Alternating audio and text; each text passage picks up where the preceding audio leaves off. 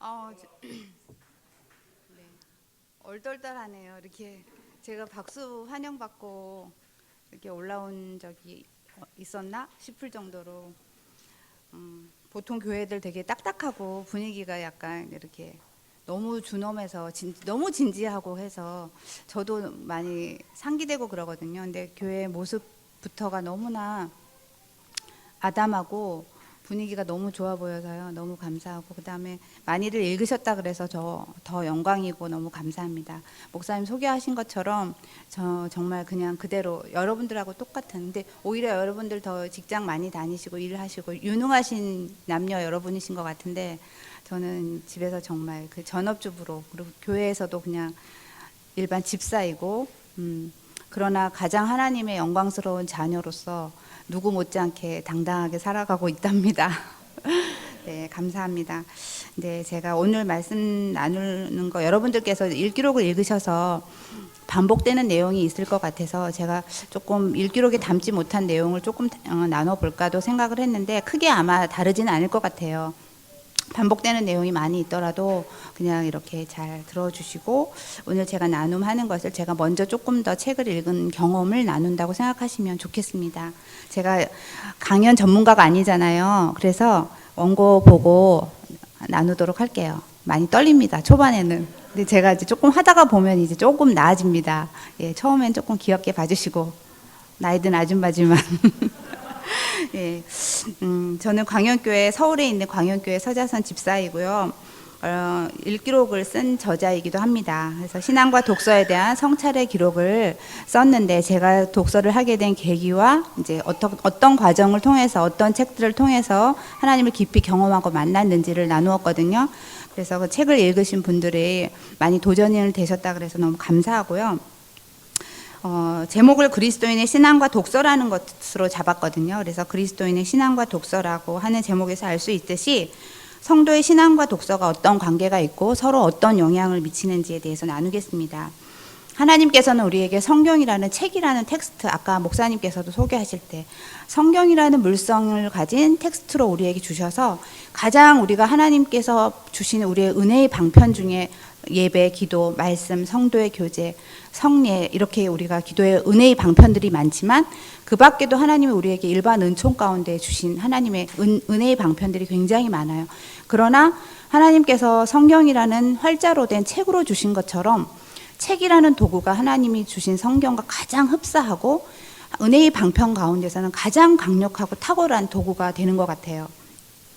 하나님께서 그 말씀의 묵상과 독서를 책이라는 곳으로 우리에게 주신 것처럼 하나님이 우리에게 일하실 때는 각 사람에게 굉장히 다양한 방식으로 일을 하시지만 모든 성도에게 동일한 방식으로 일하시는 거 하나는 하나님의 말씀 성경을 읽고 관찰하고 해석하고 묵상하고 적용하고 실천하는 삶인 것 같습니다. 성경을 더 잘 알고 이해해서 하나님을 바르게 알고 하나님의 뜻과 수많은 인간의 인생의 의미와 가치를 또한 세상에 대해서 성경을 통해서 바르게 배우기를 원하시죠. 우리가 살아가는 지금 이 땅에서의 삶과 또 장래의 은혜, 즉 영생의 삶까지도 하나님께서는 분명히 성경을 통해서 말씀해 주시고 있어서 우리는 이 땅의 인생에만 연연하지 않고 하늘나라의 소망을 가진 성도로서 살아갈 수가 있습니다. 그러기 위해서는 성도라면 반드시 성경을 잘 읽고 듣고 묵상하고 성경을 잘 이해를 도와주는 독서를 반드시 해야 되는 것 같아요. 왜냐하면 성경 66권은 하나님의 말씀을 다 담기는 하였지만 우리 인생의 케이스마다 다 일일이 설명해 주신 것이 아니기 때문에 우리가 성경을 통해서 개념과 원리를 잘 습득하고 배우고 성경의 전반 스토리가 우리한테 익숙하고 능숙해지는 것을 근거로 세상에 많이 하나님께서 펼쳐주신 독서를 통해서 더 많은 이해와 적용이 일어날 수가 있거든요. 그래서 성경을 잘 공부할 때 독서가 우리에게 주는 유익이 굉장히 크다라는 거 말씀드리고 싶습니다. 그런데 안타깝게도 많은 성도들이 교회는 많이 다니지만 그리고 오랜 세월을 교회를 다녔다고는 하지만 성경을 바로 읽지 않는 성도들이 굉장히 많다는 것이고요. 성경에서 말씀하시는 의미를 잘 모르면서도 질문하지 않고 그저 교회를 왔다 갔다 하고 막연하고 두루뭉실한 가운데 신앙생활을 하시는 분이 꽤 많다라는 것입니다. 하나님이 말씀하시는 인생과 세상에 대한 이해가 생각보다 굉장히 피상적인 이해를 가지고 또 신앙생활을 한다는 것이죠. 오랜 세월 신앙생활을 하다 보니까 그것이 어느 순간 이제 익숙해져서 내가 잘하고 있지, 나는 성경에 대해서 알고 있지, 나는 예배도 잘 드리고 있잖아, 열심히 봉사하고 있잖아 하기 때문에 스스로 속고 있다는 것입니다. 그래서 내가 교회 생활을 잘한다고 해서 나의 신앙도 원만하고 굉장히 건전하다고 착각하시는 분들이 상당히 많다라는 것이죠. 그러나 우리의 신앙은 교회 문턱만 넘는다고 잘하고 있는 것이 아니라 하나님의 말씀을 잘 알면서 그 뜻 가운데 얼마나 내가 그 뜻을 깊이 이해하고 숙고하고 내 삶에 잘 반영해서 잘 살아가느냐가 중요하거든요. 근데 그러한 작업이 우리에게 먼저 선순환으로 이루어지지 않는다면 우리의 신앙은 굉장히 피상적이며 또 무분별하고 맹목적인 신앙이 되게 됩니다. 스스로 하나님의 말씀을 읽고 사고하지 않기 때문에 하나님의 말씀의 은혜와 능력을 경험하는 것은 어느 정도 시간이 가다 보면 한계에 이르게 되어져 있거든요. 그래서 우리는 하나님의 말씀을 아는 만큼 또 하나님의 말씀의 뜻을 이해하는 만큼 신앙을 하게 되고 하나님의 세계를 누리게 되는 법입니다. 그래서 나중된 자가 먼저 되기도 하고 먼저 된 자가 나중되기도 한다는 뜻이 그런 것이거든요. 아무리 교회를 오래 20년, 30년 다녔다 할지라도 하나님의 말씀의 뜻에 합당한 실력 있는 그리스도인으로 나가지 못한다면 어쩌면 다시 한번 내 신앙을 점검해야 되는 것 같아요. 그래서 적당히 소극적이고 너무 수동적인 신앙생활을 하다 보면은 거기에서 오는 이제 데미지가 굉장히 크다는 거죠. 그래서 우리는 하나님의 말씀이 얼마나 우리 신앙에서 중요한 것인지를 먼저 깨닫고 아주 적극적이고 구체적으로 하나님의 말씀을 공부해 나가는 게 중요한 것 같아요. 그런데 이렇게 하나님의 말씀을 공부하는 과정 중에서 우리가 독서가 차지하는 비율이 왜 이렇게 크게 느껴지는 거냐면 성도가 살아가는 이 세상은 너무나 방대하고 독특하고 그다음에 너무나 악한 것이 만연해 있는 세상이고 또 굉장히 많은 사건, 사고가 일어나고 이 인류 세계에서는 너무나 많은 현상들이 일어나고 있다는 것이죠. 그래서 우리가 그런 모든 것들을 잘 들여다보고 현상을 이해하고 세상과 이웃에 있는 사람들의 마음을, 인간의 세상들을 이해하고 공감하기 위해서는 성경에서 말하는 그 통찰, 그 개념과 원리만 가지고는 좀 부족하다는 것이죠. 성경이 부족하다는 얘기가 전혀 아닙니다. 우리가 부족하다는 것이에요. 그래서 우리는 영적 전쟁터라고 세상을 말하잖아요. 그래서 하나님이 우리에게 주신 일반 은총 가운데 있는 수많은 책을 도움을 받아서도 우리의 무기를 잘 장착하는 게 굉장히 중요한 것 같아요. 그래서 하나님은 우리에게 각자의 모양과 역할에 맞게 우리의 무기를 잘 장착할 수 있도록 도와주시고 계시는데 그게 이제 세상의 수많은 사람들을 통해서 쓰여진 또 우리의 믿음의 선진들을 통해서 쓰여진 중요한 책들인 것 같습니다. 하나님께서는 말씀을 읽고 반드시 공부하기를 원하시고 성경이라는 인생의 매뉴얼을 주셔서 끊임없이 하나님의 말씀을 공부하기를 원하시지만 하나님이 말씀하시는 책에서 성경을 가만히 들여다보면은 그 믿음의 사람들조차도 그 성경 안에 세세하게 그 행간을 우리가 통찰해서 읽어본다면 아마 그들도 구전을 통해서든 다른 텍스트를 통해서든 또 동료 이웃의 제자들과 또 그 이웃의 서로들 모여서 아마 분명히 하나님의 말씀을 또 탐독하면서도 다른 것들을 공부하고 읽었을 거라는 거 추측이 드는 것이죠. 우리가 야고보서 말씀에 보면은 영혼이 없는 몸이 죽은 것 같이 행함이 없는 믿음은 죽은 것이라 이 말씀이 있잖아요. 그런데 이 말씀이 보통 교회에서는 행함을 많이 강조하는 본문으로 많이 우리가 듣게 됩니다. 그런데 저는 여기서 영혼이 없는 몸이 죽은 것이라는 말씀을 더 강조하고 한번 들어보고 싶어요. 사람은 육신으로 살지만 성도는 영혼으로 살거든요. 분명히 우리의 육신도 굉장히 중요하지만 우리의 육신은 영혼이 있기 때문에 육신이 사는 것이거든요.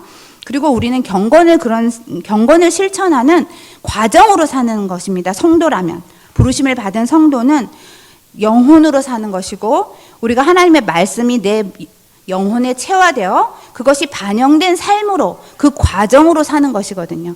결과가 중요한 것도 있겠지만 결과를 지향하기보다는 그 과정을 내가 어떻게 하나님의 뜻대로 살아가고 있느냐 그게 이제 중요한 것 같아요.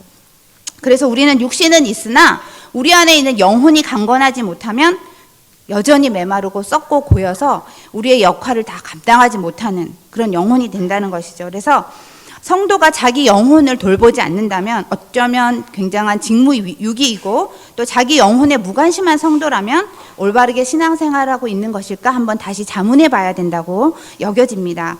성도가 자기 영혼에 무관심해서 영혼의 양식에, 영혼의 곡기를 매일 공급하고 끊임없이 사유하는 작업에 소홀하다면 그것 또한 하나님 앞에서 굉장히 게으르다, 책망받을 것 같아요. 그래서 성도가 자기 영혼에 결코 무관심하지 않고 자기 영혼의 상태에 대해서 매일 끊임없이 진지하게 들여다보는 게 우선인 것 같아요. 그리고 자기 영혼이 가장 비범해지는 순간은 그래서 하나님의 말씀과 하나님이 원하시는 뜻으로 내 내면이 가득 채워졌을 때, 그때 성도의 영혼이 가장 비범한 순간인 것 같고, 그때 우리가 하나님의 능력과 은혜를 경험해서 그게 증폭되고 발화됐을 때 말씀의 능력을 발휘하는 성도가 되는 것입니다. 근데 내 안에 그렇게 영혼에 그것이 하나님의 말씀과 그 사유의 경험이 채워지고 그것이 질서정연하게 정돈되지 않은 상태에서 성도가 신앙생활을 한다는 것은 어쩌면 나의 인간과 경험으로, 지식으로 생활을 하는 것이거든요. 그것은 굉장히 오류가 나타날 뿐더러 하나님이 기뻐하지 않는다는 것이죠.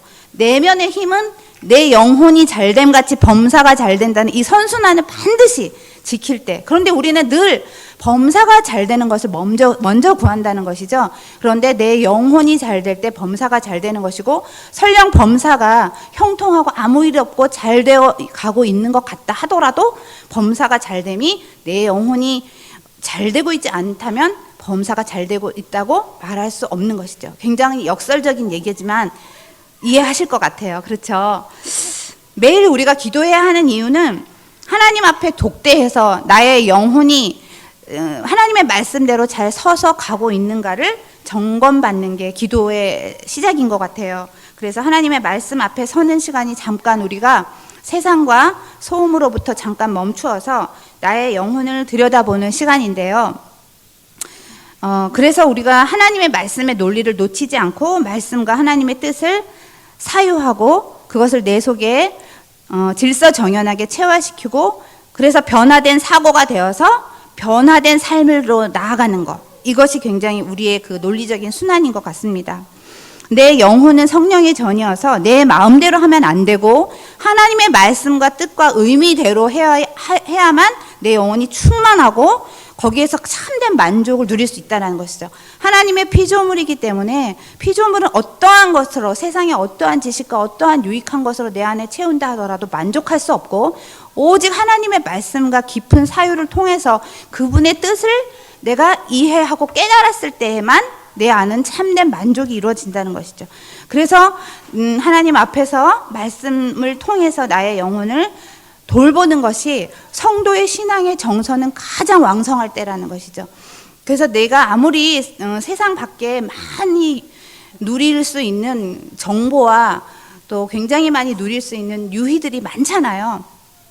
그리고 그런 습관들도 많이 있을 것이고, 그러나 그런 것들을 아무리 내가 제공받는다 하더라도 잠깐일 뿐이라는 것이죠. 여전히 내 영혼은 말씀으로 채우지 않으면 하나님의 단비가 채워지지 않기 때문에 여전히 내 심령 저 밑바닥은 정말 쩍쩍 갈라진 광야처럼 풀이 없는, 자리하지 못하는 것처럼 메마르고 건조해지고 있다는 것을 꼭 기억해야 되겠습니다. 그래서 우리는 하나님의 말씀이 절대로 인생의 곡기, 영혼의 곡기라는 거, 우리가 삼시세끼 육신을 위해서 식사를 챙겨 먹듯이 영혼의 곡기라는 것을 아침부터 저녁까지 끊임없이 공급해 줘야 된다는 것을 꼭 기억했으면 좋겠습니다. 그것이 게을러지면 우리는 신앙이 파편화되고 삶과 신앙이 구획화됩니다. 그 구획화된다는 건 뭐냐면 삶 따로 신앙 따로 될 수 있고, 또 내가 신앙하고 있는 것 같지만 하나님께는 나의 삶의 일부는 내어놓지만 또 한편으로는 나의 삶의 일부는 아니요, 이거는 제가 할게요 하면서 하나님 앞에 내 삶의 일부는 내어놓지 않는 이런 습성이 우리 안에 생기는 거죠. 나도 모르는 무의식 가운데. 그게 우리의 삶과 신앙을 구획화시켜서 나누는 것인데, 하나님 앞에서 이것이 통합되어서 하나로 나가지 못하면 굉장히 나의 신앙이 건조해진다라고 꼭 기억해야 되고 이분화된 신앙이 된다는 것입니다. 그것은 우리의 신앙에서 너무나 모순적이고 너무나 분열되고 진정성 없는 신앙인 것이죠. 그래서 우리가 말씀을 읽고 하나님 앞에 우리의 마음과 행위가 적극적이고 능동적이고 또 구체적으로 나아가는 것에 대해서 말씀을 강조하고 싶고요. 그러기 위해서 이제 성경을 묵상하는 것을 강조하고 싶은데요.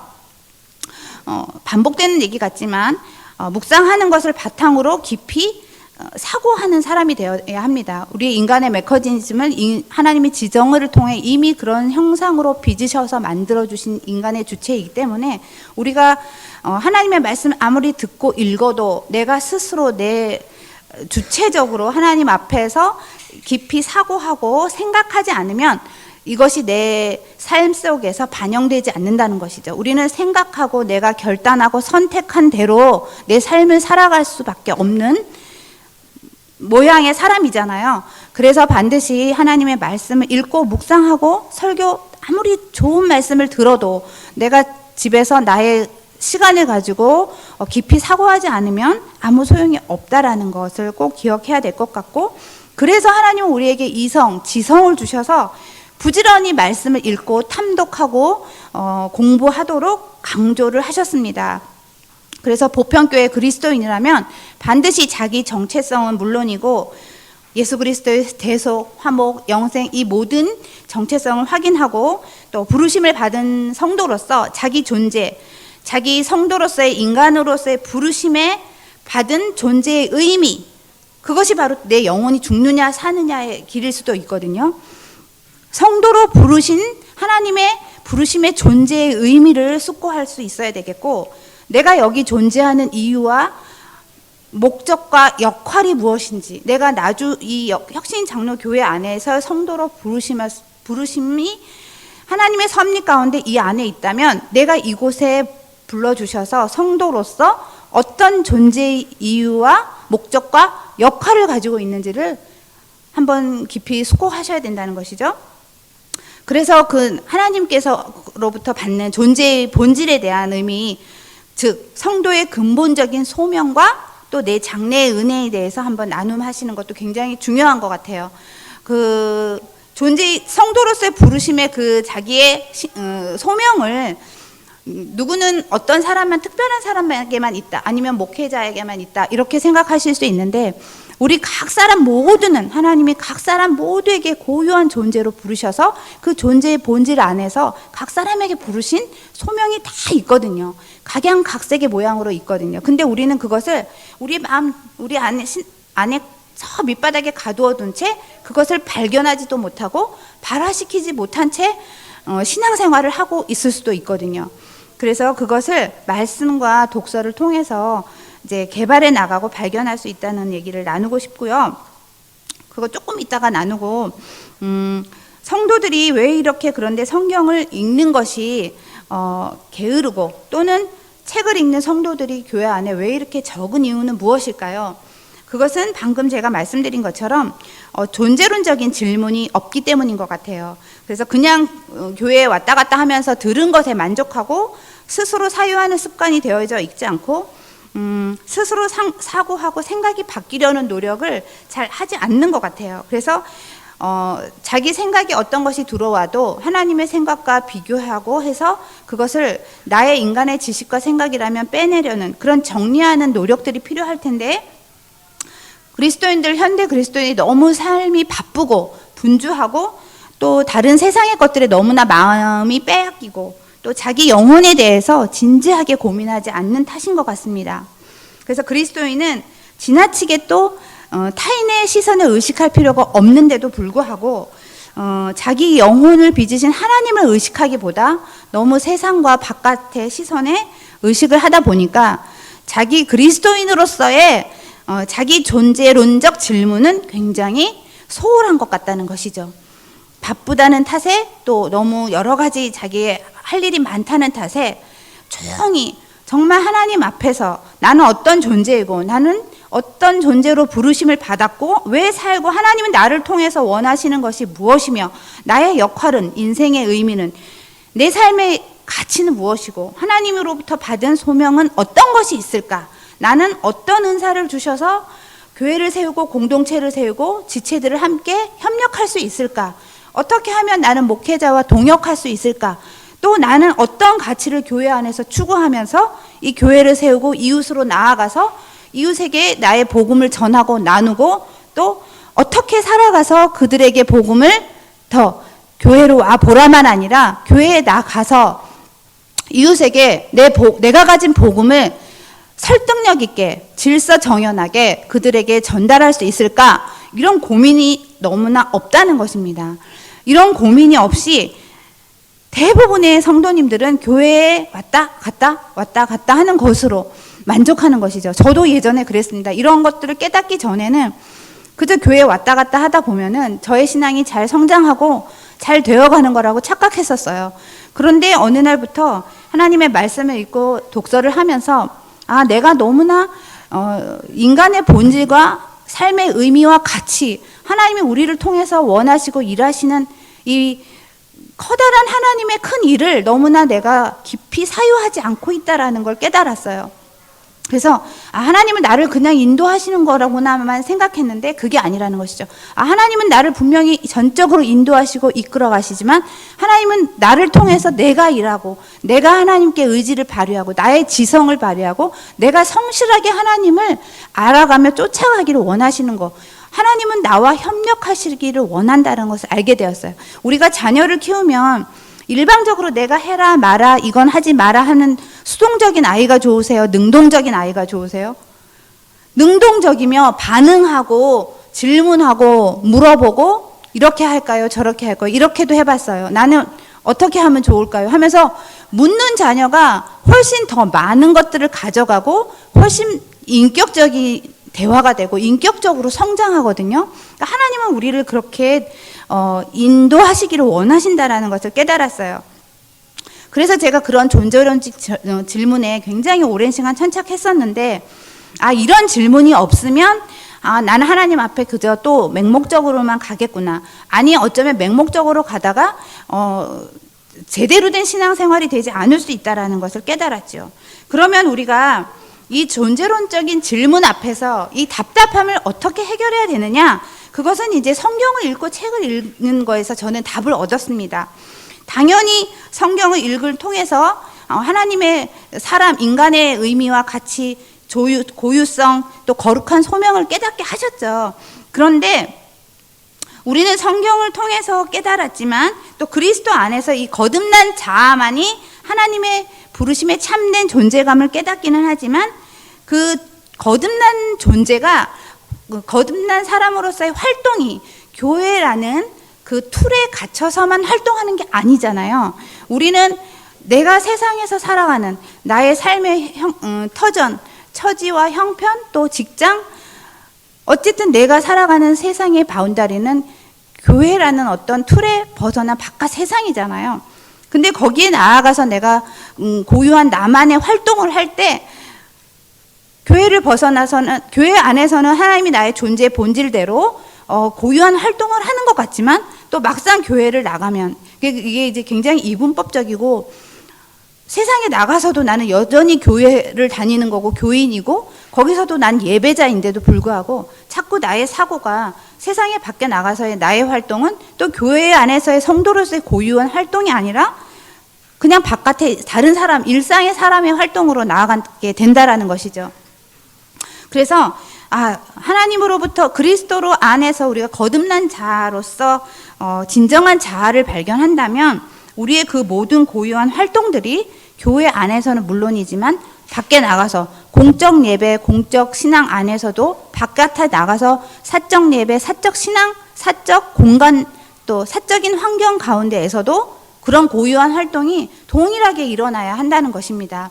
그러면 그것을 일체시키려고 노력할 때 하나님으로부터 진짜 성도의 의미, 본질을 찾아가는 것 같았습니다.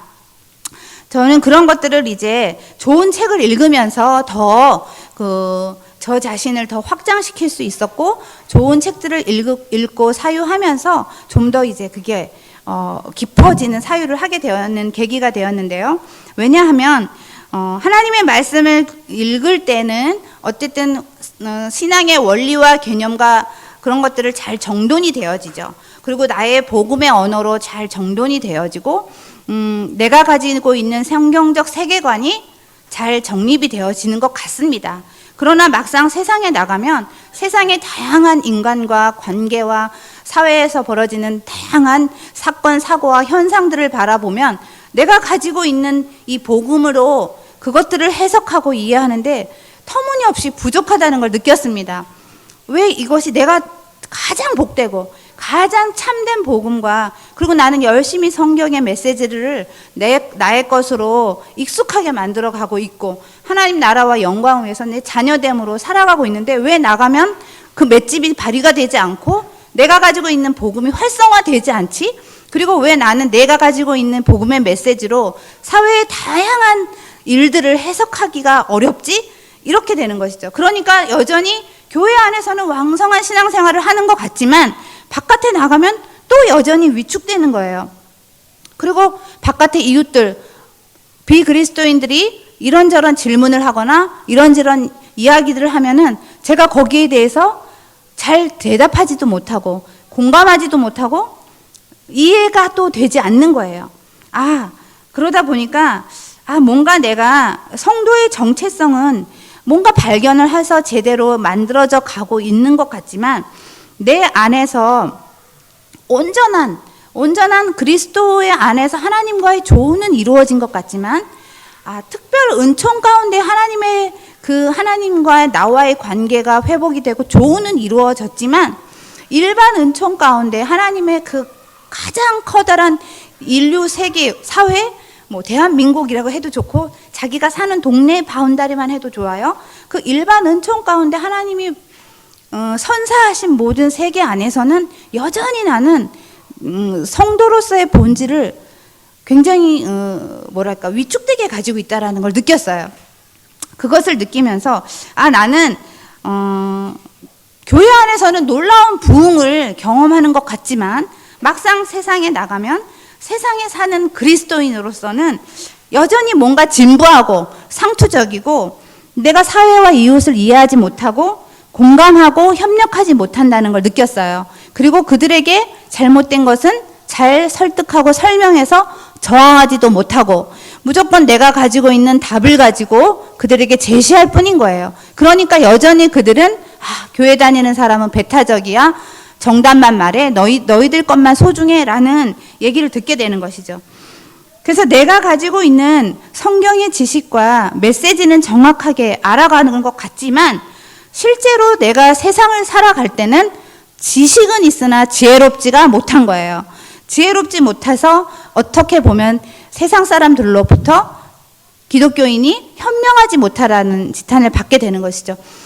현명하지 못하다는 말만 듣는 것만 해도 과분한 것 같아요. 요즘에서는. 왜냐하면 너무나 우리들만의 세상에 우리끼리 갇혀 있고 세상과 분리되어 있단 말이죠. 우리는 끊임없이 하나님의 성경의 말씀을 잘 보면 우리 안에 갇혀 있으라고 절대 하지 않고 교회 안에서 하나님의 성경을 질서정연하게 바르게 복음의 정리가 되어지고 성경적인 세계관으로 잘 무장되어서 세상 밖으로 나가야 되거든요. 밖으로 나가 이웃에게 복음을 전하고 나누고 그들의 사고와 그들의 형편과 처지와 사상과 현상 앞에서 내가 공교하게 잘 설명할 수 있어야 되는데 그러려면 이제 우리가 말씀만 묵상하고 여기 안에서 성도의 교제만 내가 아무리 조사오니 해도 그러한 능력을 발휘할 수 있는 성도가 되지 못한다면 여전히 우리는 우리끼리만의 가두어져 있다라는 것이죠. 여전히 우리는 아이들은 학교에 내보내고 있잖아요. 제도권 학교에 나가고 있고 제도권 학교에서 다양한 공부와 지식과 사상을 무의식 가운데 너무나 많이 듣고 자라고 수많은 미디어와 언론을 통해서 우리와 대치되는 사상을 너무나 많이 듣고 자라는 아이들만 해도 굉장히 위험하고 악한 세대에 살고 있는데 그것을 우리가 잘 이해하고 해석하고 그 현상을 우리의 것으로 설득하고 설명할 수 있는 그런 바탕으로 만들어주지 못한다면 부모가 먼저 그것이 되어야만 아이들에게도 우리가 그런 것을 잘 전달할 수 있잖아요. 그렇게 되기 위해서는 우리는 성도가 성경만 아니라, 이것은 굉장히 오해의 소지가 있는데, 그럼 성경만 읽으면 되지 않아? 이런 식의 표현이 아니라는 건 이제 아시겠죠? 성경 당연히 열심히 읽고 공부해야 되죠. 너무나 잘 숙지가 되고 분별력이 있을 정도로 잘 정리가 돼 있어야 되겠죠. 그러나 성경만 읽는 것이 아니라 좋은 책들을 잘 선별해서 읽어가면서 우리가 단순한 정보와 습득과 재미만 느끼는 것이 아니라 책을 통해 하나님께서 이 우주 세계, 인류 사회에 다양한 문제와 현상들을 놓고 지금 어떤 일을 하고 계시는지를 우리도 추적하고 공부할 필요가 있다는 것입니다. 그래서 우리가 가서 전투적으로 직접적으로 나서서 뭔가 투항하고 뭔가 거기에 참여하고 이렇게까지는 못할지라도 그런 은사가 있고 그런 행동하는 사람으로 만드는 분은 또 해야겠죠. 그러나 일반적인 우리 성도들은 간접적으로라도 이 사회에서 일어나고 있는 것에 외면하면 안 된다는 것입니다.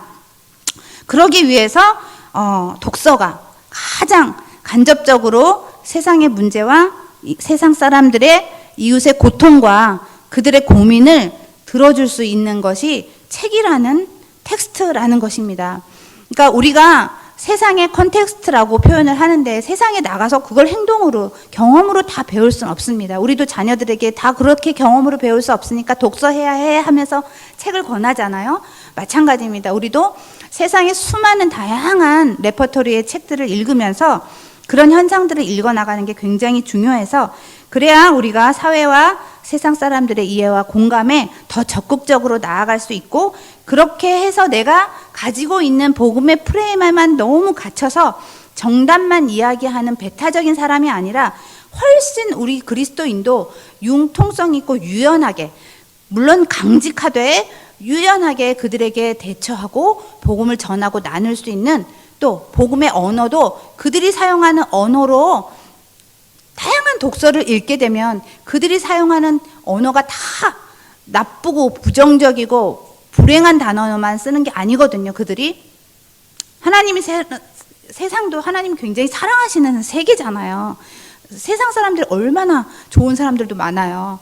그래서 그들의 언어를 우리가 잘 배워가면서 이중 언어를 사용한다는 것이죠. 그래서 그들의 생각과 삶의 태도와 방식에 우리가 접근해서 우리의 것을 잘 녹여낼 수 있는 그런 노력이 필요하다는 것입니다. 그래서 그들의 통찰을 우리가 읽어나가는 것이 좋은 책을 통해서 경험해 나갈 수 있는데, 지금부터는 좋은 책을 읽기 위해서 그러면 우리가 먼저 어떤 것부터 해야 되는가 나눠보겠습니다.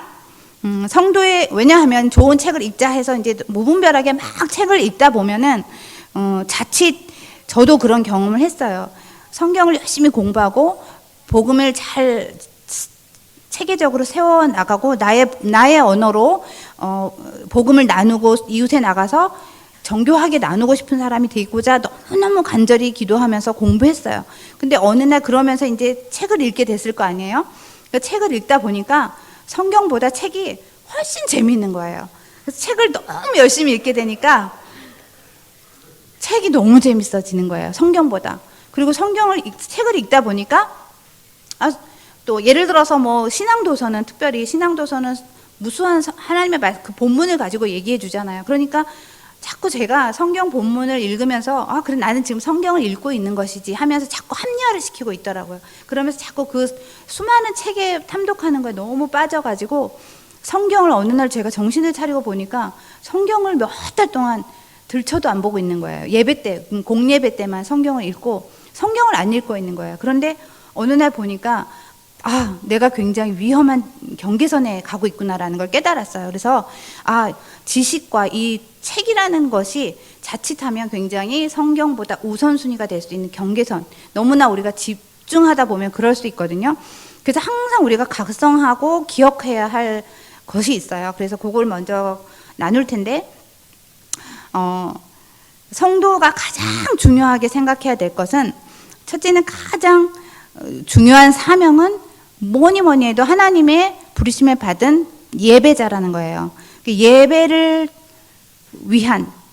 통한, 예배를 위한 그 하나님을 경배하기 위한 독서가 반드시 이루어져야 된다는 것이죠. 그래서 올바른 예배를 위해서 성경을 더불어서 좋은 독서를 하지만 성도에게는 예배가 무엇인지, 또 예배당에서 드리는 공적 예배에 대한 의미와 가치, 또 설교 시간이 얼마나 성도에게 굉장히 중요한 강권적인 시간인지를 다시 한번 꼭 기억하시면서 예배에 대한 자기의 기준이 반드시 잘 서 있어야 되고, 그것이 공동체 안에서도 잘 동의가 되어져 있고 잘 이야기가 되어져 있어서 독서를 활동할 때, 교회 안에서 독서 활동을 할 때 하나님을 올바르게 예배하기 위한 도구로서의 활동이라는 것을 꼭 기억해야 합니다. 자칫 다양한 책을 읽고 다양한 이해와 다양한 나눔과 이런 걸 하면서 그런 것들을 봤어요. 우리 교회 예배하는 게 좀 이런 게 문제가 있지 않나? 우리 교회 정치, 당회, 우리 교회 너무 다양한 책들을 읽다 보면 이제 사각지대가 보이는 것 같고 내가 뭔가 많이 알아지는 것 같으니까 자꾸 나도 모르게 말하고 싶어지고 뭔가 불평이 나오게 되고 이럴 수 있거든요. 그래서 우리 독서의 활동은 반드시 성도로서의 교회의 예배자로서의 독서의 활동이라는 것을 꼭 기억을 하면서, 독서는 꼭 반드시 교회의 목회자나 지도자, 리더들의 질서를 무시하지 않고 독서를 해야 된다라는 것을 꼭 기억하셔야 돼요. 이것이 저도 처음에는 제가 너무나 책이 재밌고 제가 이제 책을 막 읽다 보니까 너무 좋아서 제가 막 선별해서 읽다 보니까 제가 초반에는 말도 안 되는 책도 막 읽고 있었거든요. 물어보지 않고. 그리고 저도 막 책을 읽다 보니까 책에서 말하는 내용들이 교회에서 지켜지지 않는 것도 막 있는 것 같고, 교회에서 막 굉장히 뭔가 변질되어져 있는 것 같기도 하고, 교회가 이런 것들은 있는데 왜 우리 교회는 이런 것들을 하지 않습니까? 왜 소요리 문답 공부를 하지 않습니까? 우리 교회도 빨리 교리 문답 공부를 해주세요. 그러면서 저도 막 뭔가 자꾸 막 말이 하고 싶어지는 거예요. 뭐가 자꾸 차오르는 거예요. 그럴 때 굉장히 내가 위험하구나라는 걸 느꼈어요. 왜냐? 교회에서 질서정연한 예배자로서의 겸손한 태도를 숙지하지 않으면서 독서 활동을 한다라는 것은 굉장히 위험할 수 있구나라는 걸 생각했다는 것이죠. 그래서 좋은 독서의 생활은 내가 어느 정도 성장하고 성숙해서 잘 분별할 때까지는 교회의 질서 안에서 예배자라는 걸 잊지 않고 독서를 했으면 좋겠다. 그 독서 활동을 할 때 목회자들에게나 주변의 리더들에게 도움을 받으면서 이것이 정말 검증되고 선별된 도서가 맞는지 이렇게 물어가면서 독서 활동을 했으면 좋겠다는 것을 말씀드리고 싶고요. 다양한 독서 활동은 절대 나 개인의 성도의 유익을 위해서만 있는 것이 아니라, 우리는 교회는 반드시 이 공동체성을 놓치면 절대 안 된다는 것입니다. 독서는 교회와 내가 섬기고 세우는 교회의 협력자로서의 독서 활동이 되어야 돼요. 내가 그것을 지적 욕구를 추구하고 지식을 세우고 나의 유익의 활동으로만 멈춰서는 그것이 결국은 하나님의 나라의 유익이 아닌 된다면 아무 소용이 없을 수 있어요. 왜냐? 나의 취향의 독서로서 이따 뒤에서 얘기하겠지만 하나님의 그 지적 희열과 만족감을 주시는, 하나님이 나의 고유하게 주시는 그 희열감은 맛볼 수 있으나 그것조차도 하나님 나라에 기여하고 공동체를 세우는 데에 소홀하다면 그것 또한 지적 교만이 될 수 있다는 것이죠.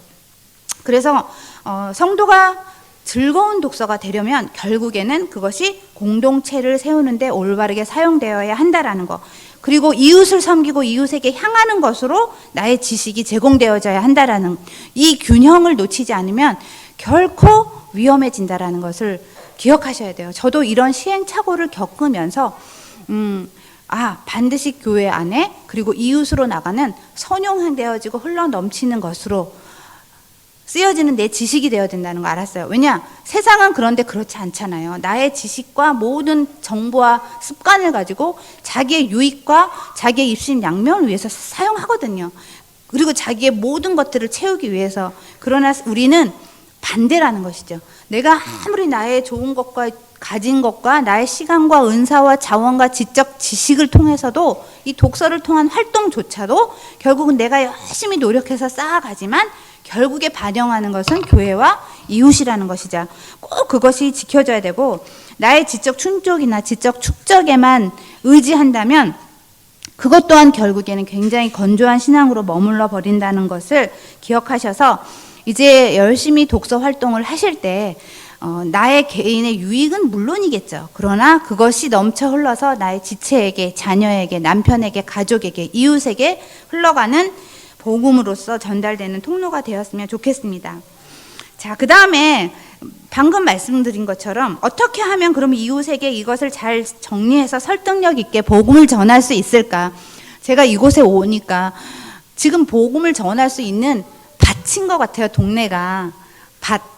정말 나가면 다 물론 이렇게 건물로 다 닫혀져 있어서 굉장히 경직되게 만드는 구조의 동네인 것 같기도 하고, 조금 또 아니면은 요즘의 시대에 사람의 모두가 다 각자 자기 집을 닫고 걸고 살잖아요. 서로 소통하지 않고 그런다고 해서 우리도 그렇게 나도 살아야지, 나도 하지 말아야지, 이렇게 하면 절대 안 된다는 것이죠.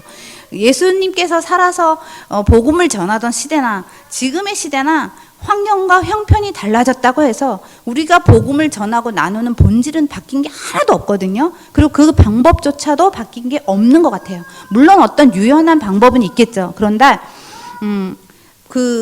내가 가지고 있는 복음을 그들에게 잘 전달하기 위해서는 그들에게 나아갈 때 아까 말씀드린 것처럼 그 사람들이 살아가고 있는 처지와 형편과 그들의 고민, 슬픔, 그들이 지금 무엇을 가장 생각하고 있는지를 잘 보려는 노력이 필요한 것 같아요. 그래서 예를 들어서 유치원 엄마, 학교 엄마들을 만날 거 아니에요. 그렇게 교제를 하실 때 그냥 이분은 교회를 안 다니고 나는 교회를 다니니까 요 정도 얘기만 하고 빨리 집에 와야지. 피곤해. 에너지 기빨려. 막 이러잖아요. 그래서 나는 이 정도만 교제해야지. 그렇게 너무 장벽을 치기보다는 그들의 고민과 그들이 말하고 있는 것, 그들의 회자되는 내용들을 잘 들으면서 이렇게 마음이 가는 분들이 있어요. 그래서 그분이 우리가 왜 일대 다수로 이렇게 대응하기는 어렵잖아요. 그래서 이거는 이제 뭐 어떤 전도의 팁이지만 그냥 그런 분들에게 예를 들어서 요즘 엄마들은 거의 학교 아이들 공부 문제, 수능, 또 뭐 학원, 뭐 이런 거 굉장히 많이 예민하잖아요. 그러니까 그런 문제로 고민하는 엄마들이 있다. 그러면 그런 엄마들하고 한두 사람과 티타임을 하면서 자연스럽게 우리 교회 와봐. 이런 식으로 하면 협박 같아요. 거의 저는. 교회 좀 와봐. 우리 목사님 말씀 대빵 좋아. 한번 들어봐. 막 이런 식으로 말하면 절대 안 되고, 진짜, 예를 들어서 영희 엄마면, 영희 엄마 요즘 고민이 그런 거구나. 영희 엄마 살면서 너무 힘들겠다. 너무 슬프겠다. 그런 마음 많이 가지면 고통스럽지. 나도 그래. 그런데 이런 것을 우리 삶에서는 너무나 그런 것들이 너무 우리의 감정과 에너지를 소비하는 것 같아. 또 이렇게도 살 수 있을 것 같은데 그렇지 않아? 이러면서 우리가 가지고 있는 메시지와 접촉점을 찾으려는 노력이 필요한 것 같아요. 그래서 그 접촉점을 찾으려는 노력을 해서 내 복음의 언어를 그대로 너무 그거를 불편하게 접근하기보다 그분의 언어로 바꾸어서 표현할 수 있는 노력이 필요한 것 같아요. 그게 우리는 이웃에 대한 이해이고 배려인 것 같아요. 그 노력이 필요한데, 근데 그 노력이 오늘 이런 강의를 들었다고 해서 내일 되나? 그게 아니잖아요. 그런 노력을 저도 수도 없이 오랜 시간 노력을 했거든요. 그래서 요즘 와서 이제 조금 되고 있는 거예요. 그래서 요즘 그렇게 믿지 않는 이웃 엄마들과도 독서 모임을 하고 있거든요. 근데 그분들은 내가 교회를 다니라고 막 왜 말 안 하냐고 나한테 물어봐요. 근데 이제 나는 교회를 다니라고 매일 말하고 있는 거거든. 독서 모임 안에서요. 복음을 전하고 있는 거거든요. 삶의 이 의미와 가치와 인생의 의미를 얘기하고 있거든요. 그런데 그들은 교회와 우리 교회 목사님 들어봐. 언제 새 신자 초청 잔치에 와봐. 이런 카드 주고. 막 그런 건 굉장히 그분들이 이제는 알레르기를 일으키거든요. 그러면 우리가 그런 사람이 우리가 이제 되어야 되잖아요. 그럼 그런 사람이 되기 위해서 어떤 노력을 해야 되느냐? 결국엔 나의 신앙만 만족해서 교회 안에 갇혀 있어서는 되지 않는다는 거예요. 이 틀을 깨고 이웃에게 나갈 때 내가 정말 다른 사람의 영혼을 위해서 간절한 마음이 있나부터 봐야 되겠죠. 저는 내 영혼을 부르시고 하나님의 내 영혼을 존귀한 자로 불러주셔서 하나님의 자녀로 세워주셨다라는 걸 깨달은 순간 너무나 그 그리스도의 영광과 자녀됨이 감사해서 막 책상에 엎드려서 엉엉 울었거든요. 너무너무 그것이 감사했어요. 내가 이렇게 존귀한 자이고 내가 이렇게 고유한 자질을 가지고 있는 나만 가지고 있는 사람이구나. 나만 유일한 사람이구나 라는 걸 깨닫고 다른 사람의 영혼 한 사람 한 사람이 그냥 내 딸, 자녀, 남편, 뭐 이웃 아줌마, 옆집 엄마로 봤던 사람들이 한 영혼으로 보이기 시작했어요. 저 너무나 놀라웠어요. 그 순간이. 왜냐? 저는 그럴 수가 없는 사람이거든요. 저도 불편한 사람 싫고 저도 저랑 결이 맞지 않는 사람하고 커피 한 잔 마시기도 불편하고 싫어요.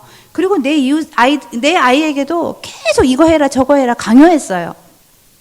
그런데 그 고유한 영혼으로서 하나님이 불러주셨고 그 영혼 존재가 얼마나 존귀하며 그 한 영혼이 천하보다 귀하다는 하나님의 말씀이 깨달아지는 순간 한 영혼이 너무나 소중하게 느껴지기 시작했어요. 그래서 내가 저 영혼들에게 내게 주신 그 하나님의 그리스도의 복음이 어떻게 하면 전달할 수 있을까?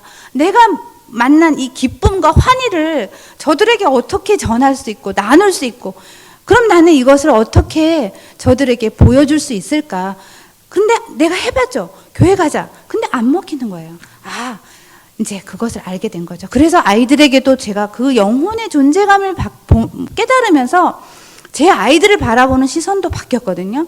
절대 강요하고 그 아이들을 노엽게 하는 엄마가 아니라 너무나 대화하고 그 아이가 고유한 존재로서 가지고 있는 자질을 보고 그 아이들을 협력하는 부모로서 조력하는 부모로 바뀌게 되더라고요.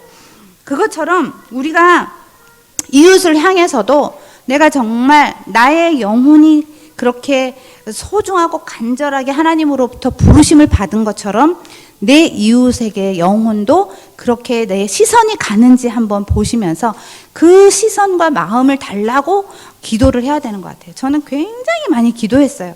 그런 사람이 되게 해달라고. 하나님, 나는 어떤 분은 저렇게 저 한 영혼이 귀하다고 여기면서 저렇게 전도하고 다니면서 저분과 대화하려고 하고 목사님의 말씀을 한번 듣게 해보려고 노력하는데 왜 저는 그런 마음이 일어나질 않죠? 저는 앞집 엄마한테도 조차도 교회 가보자 소리가 안 나오더라고요.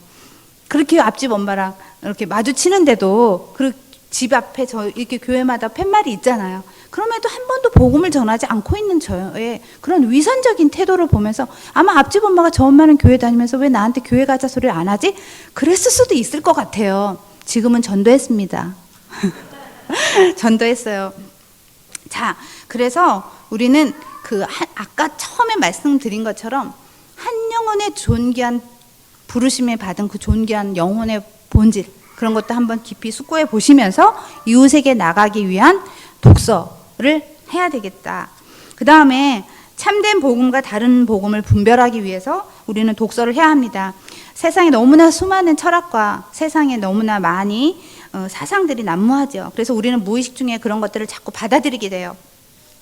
교회에 잘못된 지식이 들어와도 그것을 분별하지 못하는 교회가 태반이고 복음을 훼손하고 예배가 흔들리고 공동체가 무너지기 직전인데도 불구하고 우리가 그런 다른 복음을 소홀히 여길 때가 많다는 것. 그래서 온갖 미디어가 발달하고 무분별한 영상에 우리가 너무 특별히 코로나 시대에 영상에 너무나 많이 성도님들이 노출되어서 수많은 설교들을 막 설교 쇼핑한다는 표현이 나오더라고요. 그런 신조어가 나올 정도로 설교를 무분별하게 듣고 있고 카톡 종교라는 또 표현이 나올 정도로 너무나 많은 분들이 무분별한 메시지를 퍼나르고 있습니다.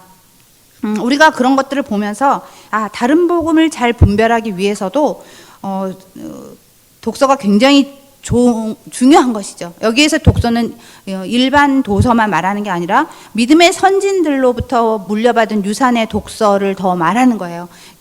우리 여기 교회에서도 소요리 교리문답도 공부하고 계시다고 하셨는데 그럼 믿음의 선진들의 독서를 먼저 체계적으로 잘 해서 다른 복음을 분별할 수 있는 분별력을 키우는 것이 굉장히 중요하겠죠. 그래서 좋은 독서를 꾸준히 하시고 끈질기게 하셔야 돼요. 그래서 돌아서도 책이 읽어지고 싶고 돌아서도 책이 읽어지고 싶을 정도로, 그래서 나의 내면의 신앙이 완전히 활자화되는 것이 가득하다 싶을 정도의 느낌을 받을 정도로 독서를 하면 좋을 것 같아요.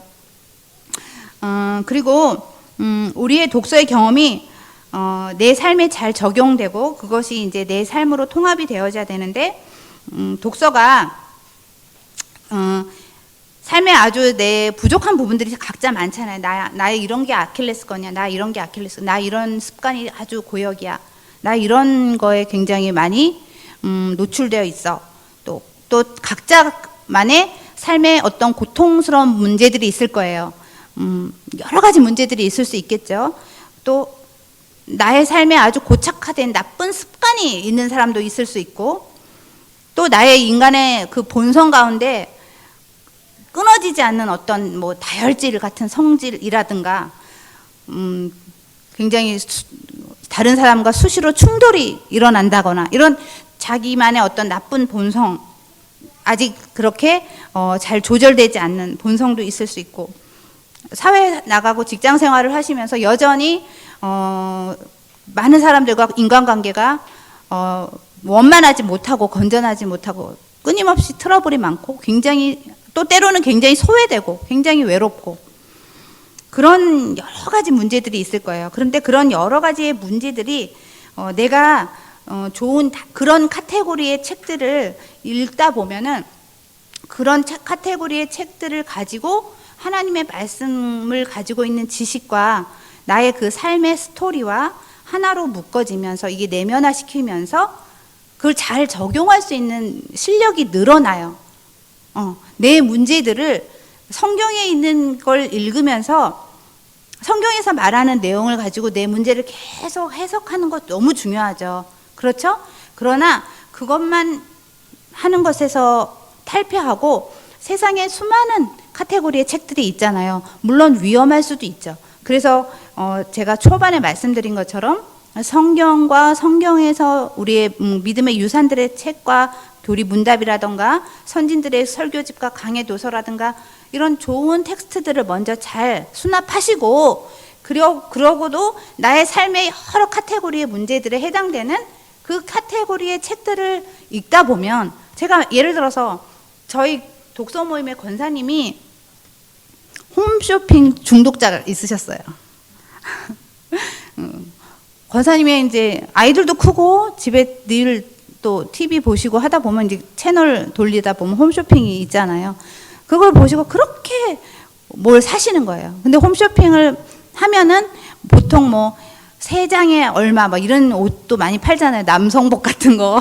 저는 아예 채널에 홈쇼핑 채널을 다 지워버려가지고 저는 10년 넘게 홈쇼핑을 거의 본 적이 없거든요. 그러면 그 권사님은 그걸 사서 자기가 맞는 칼라닛 입고 나머지는 교회에 와서 자꾸 파는 거예요, 그걸. 아니, 그냥 주면 되잖아요. 그냥 주면 되는데, 그걸 자꾸 예를 들어, 뭐, 한 장에 뭐 2만 원 꼴이다. 그러면 뭐 15,000원에 팔게. 이러면서 판다거나. 그게 굉장히 중독 정도로 가신 거예요. 그래서 목사님한테 불려가서 혼났어요. 너무, 굉장히 이제, 안 되겠다. 왜냐, 이제 권사회에서 그런 게 너무, 이분이 너무 많이 그렇게 몇 달 동안 하시니까 문제가 된 거예요. 그래서 이제 컴플레인 들어간 거죠. 그래서 권사님 불러가지고 이렇게 하시면 안 됩니다. 이제 권면에 들어갔어요. 그래서 성숙한 권사님이시고, 성숙한 권사님, 정말 봉사 열심히 하시는 권사님이세요. 성경도 능숙하세요. 그러나 홈쇼핑 중독자예요. 우리는 그런 사람이 너무나 많아요. 자기만의 아킬레스건이 있을 거예요. 내가 취약한 부분이 있을 거예요. 그 강도의 차이는 있을지라도 누구나 그런 취약한 부분이 있거든요. 근데 그것을 성경을 열심히 읽고 묵상하고 해석해도 이게 잘 고쳐지시질 않는 거예요. 그래서 우리 독서 모임에서 중독에 대한 책들을 막 읽었어요. 얼마나 이 중독이 우리를 끊기 어렵지만 우리의 악한 본성 안에 있는 굉장히 나쁜 골이라는 것을 이제 독서를 통해서 읽어가고, 그러면서 중독을 읽으면서 어떤 책을 읽어봤냐면 인간의 본성, 인간 본성의 사중 상태 막 이런 책을 읽기 시작한 거예요. 그러면서 인간의 본성을 연구하고 이러면서 하나의 카테고리에서 시작해서 점점 확장된, 그러면 점점 독서가 확장돼서 더 깊고 넓은 사유로 들어가는 독서를 하면 너무나 놀라운 것은요, 거기에서 딱 성경의 메시지와 딱 만나는 그 희열을 느껴요. 성경의 메시지는 굉장히 많은, 어떻게 생각하면 굉장히 많지도 않죠. 모든 것을 담고 있죠. 모든 것을 담고 있는데 우리가 성경에서 그 하나하나를, 그것을 우리가 통찰하고 캐내지 못할 뿐이거든요.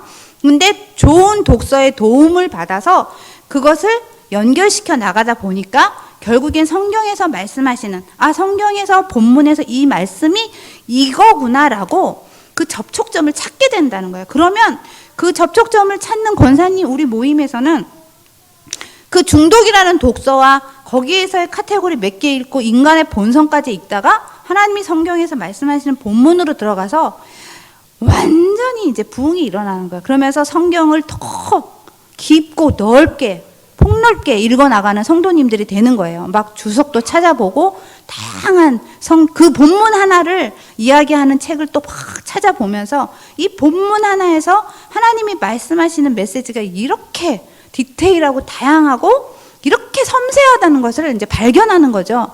그래서 우리가 독서가 이렇게 중요하구나. 우리의 사유의 한계를 낮추지 않고 우리의 사유의 한계를 끊임없이 극대화시킨다는 거예요, 독서가.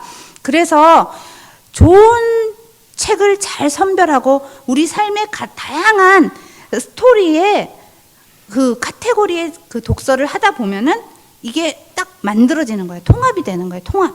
이 경험을 우리가 꼭 해보신다면 너무 좋을 것 같아요. 여러분들께서도 어쨌든 이 독서와 신앙에 대한 관심이 있으셔서 부족하지만 일기록을 읽으시면서 뭔가 접촉점을 발견하신 거잖아요. 그렇죠. 그래서 우리가 잘못된 지식이 들어와서 복음을 훼손하지도 않지만 그런 다양한 독서를 통해서 나의 삶의 스토리 안에 문제점 아니면 또 내가 잘하고 있는 강점도 있을 수 있어요. 그것을 더 강화시킬 수 있는 방법으로도 활용이 된다는 것이죠. 이런 것도 하나님이 기뻐하신다는 것을 알겠구나. 그러니까 제가 독서 모임을 열심히 하고 싶어진 이유도 이 독서를 통해서 사람들의 신앙과 삶과 신앙 태도가 바뀌어지고 교회를 향하는 공동체성이 생기고 또 어때요? 자기만의 은사가 막 발휘되는 모습을 보면서 이 독서가 이렇게 중요하고 이것을 알리고 독서 모임을 하는 것이 나에게 너무나 잘 맞고 내가 너무 즐겁고 기뻐. 그래서 저에게 주신 하나님의 은사라는 것을 깨닫게 된 거예요. 그렇게 하다 보니까 저는 정말 그냥 집에서 살림하던 주부였고 그냥 교회에 조금 봉사하는 집사였는데 너무나 제 삶이 왕성해지고 활력 있어지게 되는 거죠. 막 극대화되는 거예요. 왜? 내 인간의 지식과 경험으로 하는 게 아니라 하나님이 주신 그 영혼의 존재로 하기 때문이에요. 그 존재감이 뿜뿜되고 그 존재감을 통해서 내가 복음을 나누고 독서를 사람들에게 권장하다 보니까 결국에는 굉장히 제가 이렇게까지 표현하면 너무 안 돼요. 세상이 감당할 수 없는 존재 있잖아요. 그런 표현 나오잖아요. 그런 사람이 되고 싶다라는 생각이 들더라고요. 하나님이 일하시면 그런 사람이 될 수 있는 거구나. 근데 내가 하는 게 아니구나. 하나님이 하시는, 하나님의 지식으로 하나님이 주신 나의 존재, 영혼의 존재로서 발휘되는 건 이런 거로구나 하는 것을 경험하게 되는 거죠. 자, 그래서 이제 우리가 목사님들께 아까 질서정연하게 도움을 받아서 하자고는 했지만 그렇다고 해서 지나치게 목사님들에게만 의존해서만 하는 건 아니에요. 왜냐? 나는 내 개인의 주체성이 있기 때문에 내가 스스로 진리를 공부하고 체계를 세워나가고 복음의 내용을 세워나가고 이웃에게 자꾸 도전하셔야 돼요. 그래서 내가 어느 정도 되어져 가고 있는지 검증받고, 그렇다고 해서 세상 사람들이 마루타는 아니지만 자꾸 하다 보면은 내가 여기서 너무 위축되네. 나는 왜 여기에서 복음을 설명할 때 잘 설명이 되지 않지 하면서 집에 돌아와서 다시 공부하고 다시 제 언어로 만들고. 제가 처음에 그래서 예전에 어떤 작업까지 했었냐면은 우리가 예전에는 사형리라는 포켓을 가지고 복음 전도를 많이 했었어요. 근데 제가 그 사형리라는 책자를 배우고 이렇게 공부를 하다 보니까 내가 내 교회가 가진 우리의 개혁 신학 안에서 내용과 약간 뭐 완전히 다른 건 아니지만 복음의 설명이 조금 미흡하다, 좀 덜 정교하다 느낌을 받았어요. 그리고 거기에서 말하는 처음부터 천국 얘기하고 오늘 당장 죽으시면 천국에 가실 것 같아요. 이런 질문부터 한다는 게 굉장히 무례하더라고요. 대부분 굉장히 뜨악해 하거든요. 그래서 제가 그때는 오죽하면 제가 전도 그 단어장 수첩을 사다가 제가 전도하는 그 방식을 제 거를 만들었어요. 매뉴얼을. 그래서 그걸 흉내 내가면서 어떤 논리로 어떻게 이 사람들에게는 하면은 잘 먹히더라. 이걸 제가 세세히 기록해 나가면서, 또 기록대장이거든요. 그래서 기록해 나가면서 만들어 나가면서 자꾸 그걸 연습을 했거든요. 근데 그런 노력이 우리에게 필요하지 않겠나 생각이 듭니다. 그래서 어쨌든 이렇게 안전하고 검증된 도서를 꾸준히 읽으시면서 영적으로나 지적으로나 내공을 쌓아가시는 거 굉장히 중요하다는 얘기 드리고 싶고요. 교회에는 아까 말씀드린 것처럼 수많은 믿음의 선배들의 유산이 있으니까 그 유산들의 보고를 잘 물어보셔서 독서 활동을 하셨으면 좋겠고, 그 믿음의 선배들조차도 책에 보면 다 그 위에 또 선배들의 지식의 보고를 읽고 그들도 탐독하고 숙고하면서 그런 멋진 선배들이 된 것이거든요. 그러니까 우리도 그들의 모습을 잘 따라가면 된다라는 것이죠. 그래서 검증된 고전, 검증된 저자들의 책들을 잘 읽어 나가시면 너무나 좋을 것 같아요. 그리고 또 기독교 역사책도 일기록에도 썼지만 기독교 역사를 잘 읽어 나가시면서 우리 기독교 역사의 사상의 흐름이라든가 계보, 또 내가 지금 처하고 있는 좌표는 어떤 지점에 있는지도 확인하는 것도 필요한 것 같아요. 제가 복음을 나누다 보니까 생각 외로 세상 밖의 사람들이 역사적 실제와 실존적인 예수 그리스도라던가 우리의 신앙의 역사가 어떻다라는 거에 대한 질문을 굉장히 많이 해요. 생각보다. 저 그때마다 다 말문이 막혀가지고 너무 얼굴이 홍당무가 되고 막 그랬었어요. 왜냐면은 세상 사람들은 어쨌든 학교 다니고 하면서 그 기독교 역사 지식 세계사 3040 세대는 잘 모르겠어요. 우리 5060 세대는 그걸 굉장히 많이 배웠거든요. 시험에도 나오고. 그래서 기독교 역사가 사실은 또 서양 역사의 대부분이잖아요. 그래서 우리는 세계사라는 제목으로 배웠었기 때문에 기본적으로 사람들이 깔고 있는 그게 있어요. 그래서 그런 질문도 굉장히 많이 받았었거든요.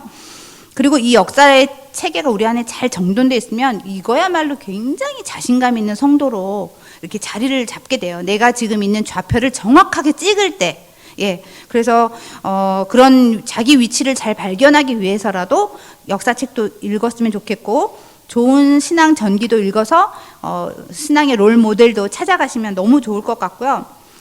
이 교회에서도 하시는 것처럼 교리도서도 차근차근 읽어 나가셔서 성경에서 말씀하시는 전체의 맥락도 잘 정교하게 만들어 나가시고, 진리의 체계도 내 안에 이렇게 질서정연하게 딱 퍼즐 맞추듯이 채워 나가는 거 너무 중요한 것 같아요. 그래야 그 정리가 내 안에 되어져 있어야만 일반 은총의 일반 도서들의 카테고리들을 읽었을 때 분별할 수가 있어요. 그 분별력은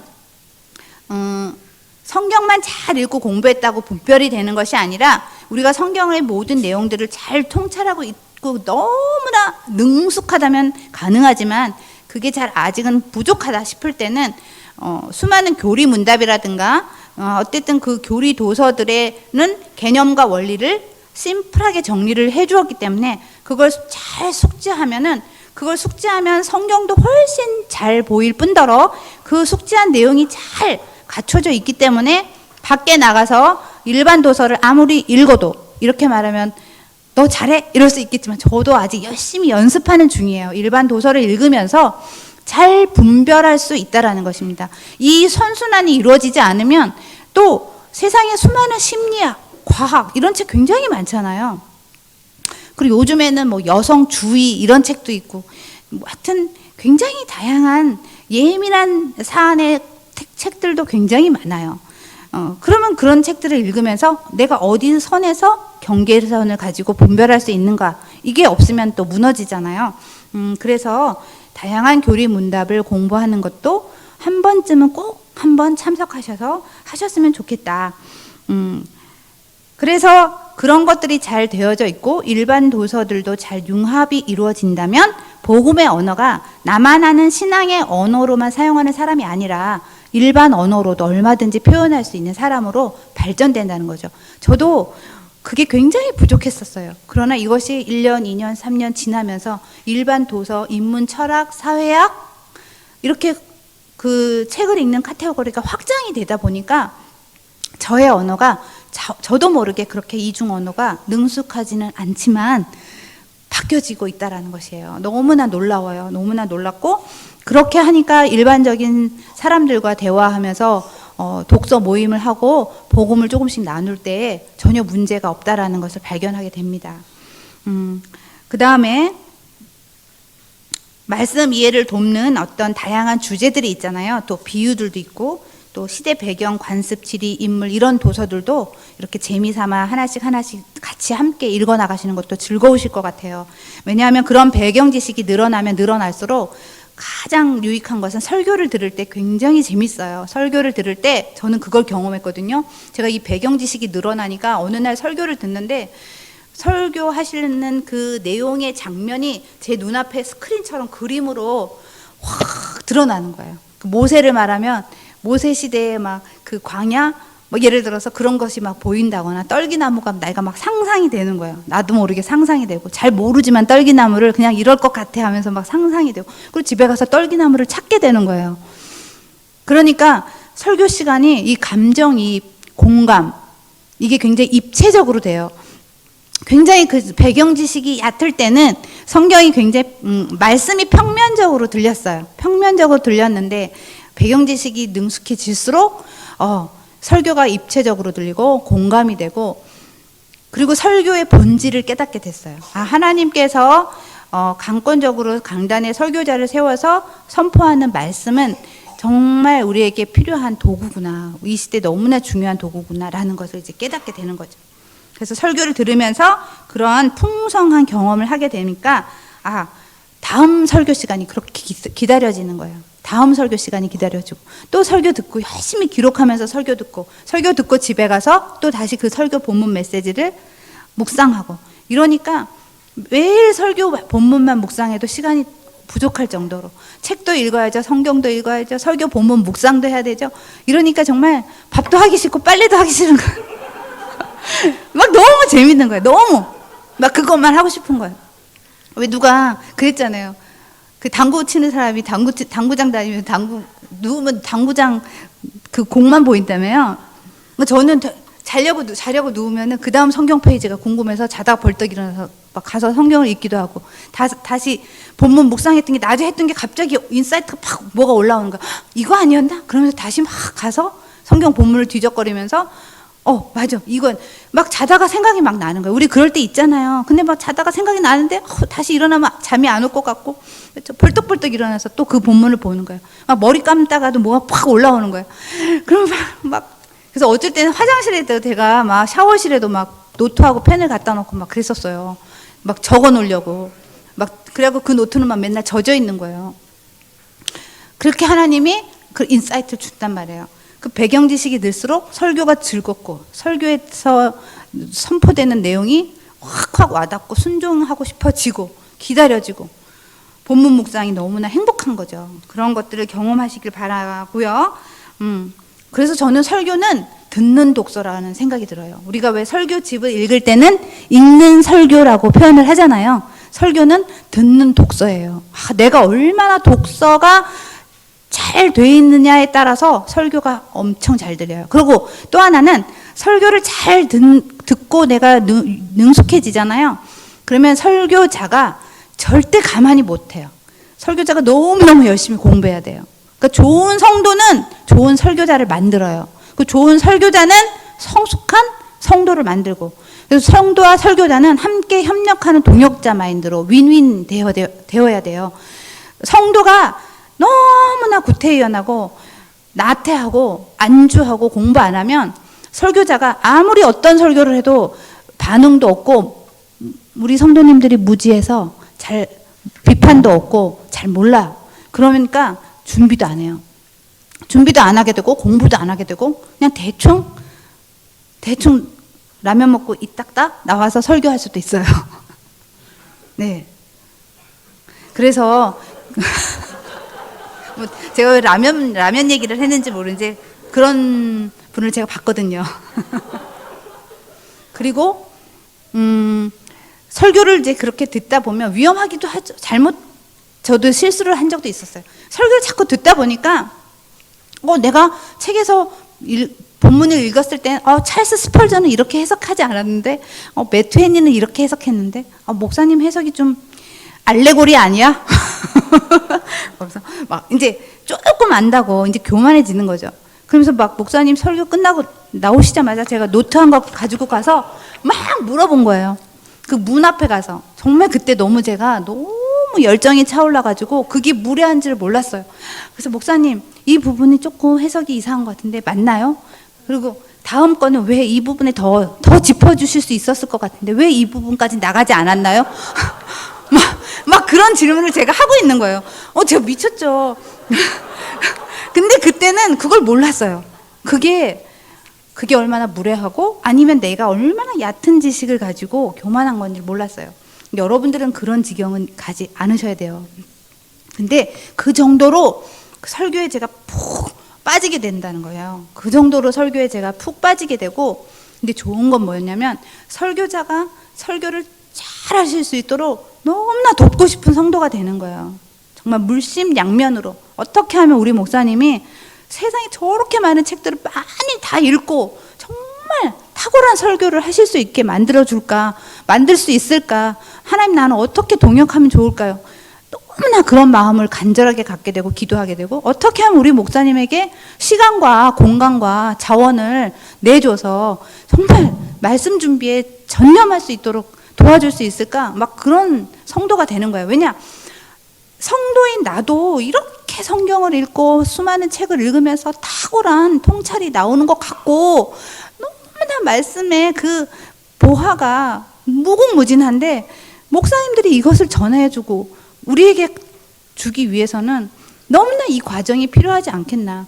이 선순환이 다 우리에게 오는 유익이잖아요. 성도에게 주는 유익이잖아요. 근데 그게 교회에서 이루어지지 않는 것 같아서 막 짜증이 나더라고요. 어떻게 하면 나는, 그러니까 우리 교회 성도님들이 저한테 그러니까 너 서집사는 독특한 캐릭터야 이러는 거야. 너만 독특한 거야. 그렇게 하는 건 유별난 거야. 이런 소리를 좀 듣기도 했어요. 그런데 우리는 그런 성도가 되어져야 한다는 것이라는 거죠. 그래서 좋은 독서를 하다 보니 그런 좋은 설교를 듣는 눈이 생기고 귀가 생기고 설교자 협력자가 되어진다라는 거.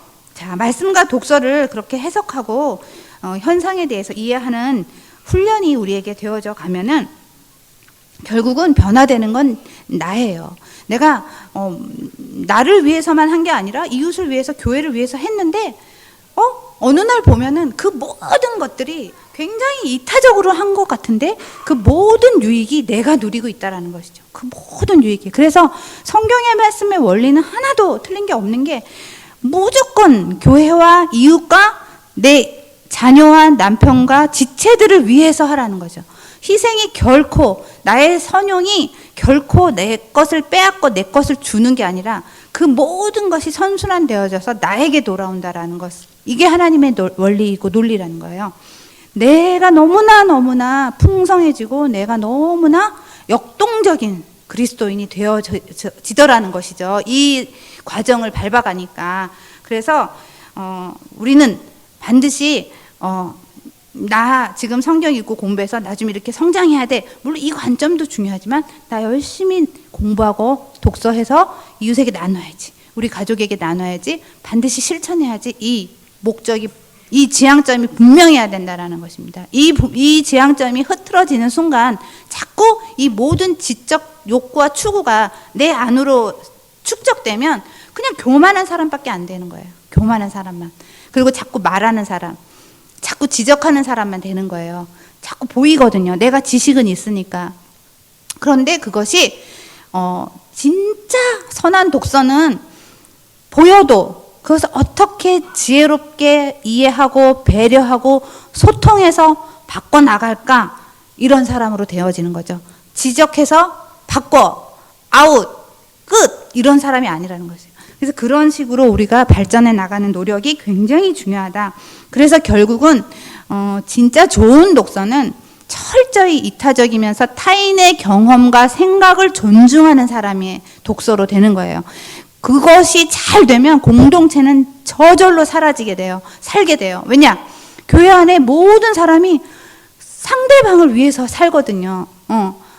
집사님, 권사님이 나만이 아니라 우리 권사님을 세우고, 우리 집사님을 세우고, 우리 목사님을 세우기 위해서 동역하고 협력하는 성도로 만들어져 가기 때문에 타인의 경험과 생각과 통찰을 존중하는 독서를 해야만 한다라는 거 꼭 기억하셔야 됩니다. 그렇게 하다 보면은 타인의 생각과 경험과 그들의 지식이 굉장히 뛰어나다는 걸 발견하게 돼요. 내가 그렇게 뛰어나고 나 잘났어. 내가 서울대학교 무슨 과 나와서 내가 어떤 회사를 다니는데 나 직책이 뭔데, 나 교회에서 장로인데, 이것이 아니라 모든 나의 포지션을 배제하고 타인의 생각과 타인의 입지와 형편과 처지를 이해하는 성도는 발상의 전환이 일어나요. 발상의 전환. 그건 뭐냐면 그리스도께서 기필코 가장 낮고 천하단 표현도 이제 번역상 그렇겠죠. 정말 아쉽고 어렵고 불편하고 세상이 속된 말로 불행하다고 여겨지는 사람들의 생각과 그들의 형편을 눈여겨서 보시면서 하셨던 사역은 그들을 통해서 하나님이 분명히 일하심이 있었기 때문인 거잖아요. 그래서 우리도 사회와 이웃의 문제에 결코 외면하지 말고 다양한 관점과 시선으로 다가갈 수 있어야 되겠다. 우리는 세상에 생각보다 우리 그리스도인이 예를 들어 세상에 어떤 문제라고 해야 되나요? 뭐 여러 가지 사건 사고가 많으니까 어떤 노동하는 친구가 일을 하다가 목숨을 잃었다 치어요. 그러면 사회에 많은 사람들은 저마다의 목소리를 많이 내요.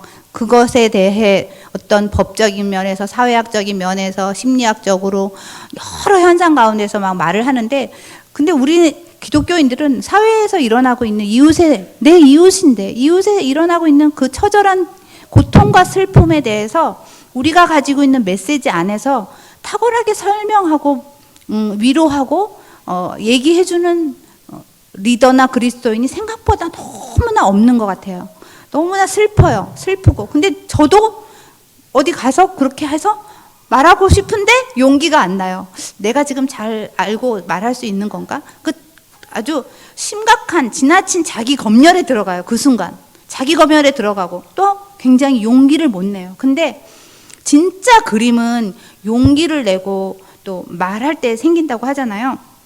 그래서 우리는 지금 당장 우리가 어떤 사회의 큰 이슈의 문제에 나아가서 정화하고 설명하지 못한다 할지라도 당장 내 이웃의 학교 엄마, 동창 친구가 고민하고 있는 문제는 같이 한번 들어주면서 그들의 맥락을 짚어서 처지와 형편을 공감하면서 나의 복음의 메시지를 전하는 시선은 연습할 수 있지 않을까, 이런 생각이 듭니다.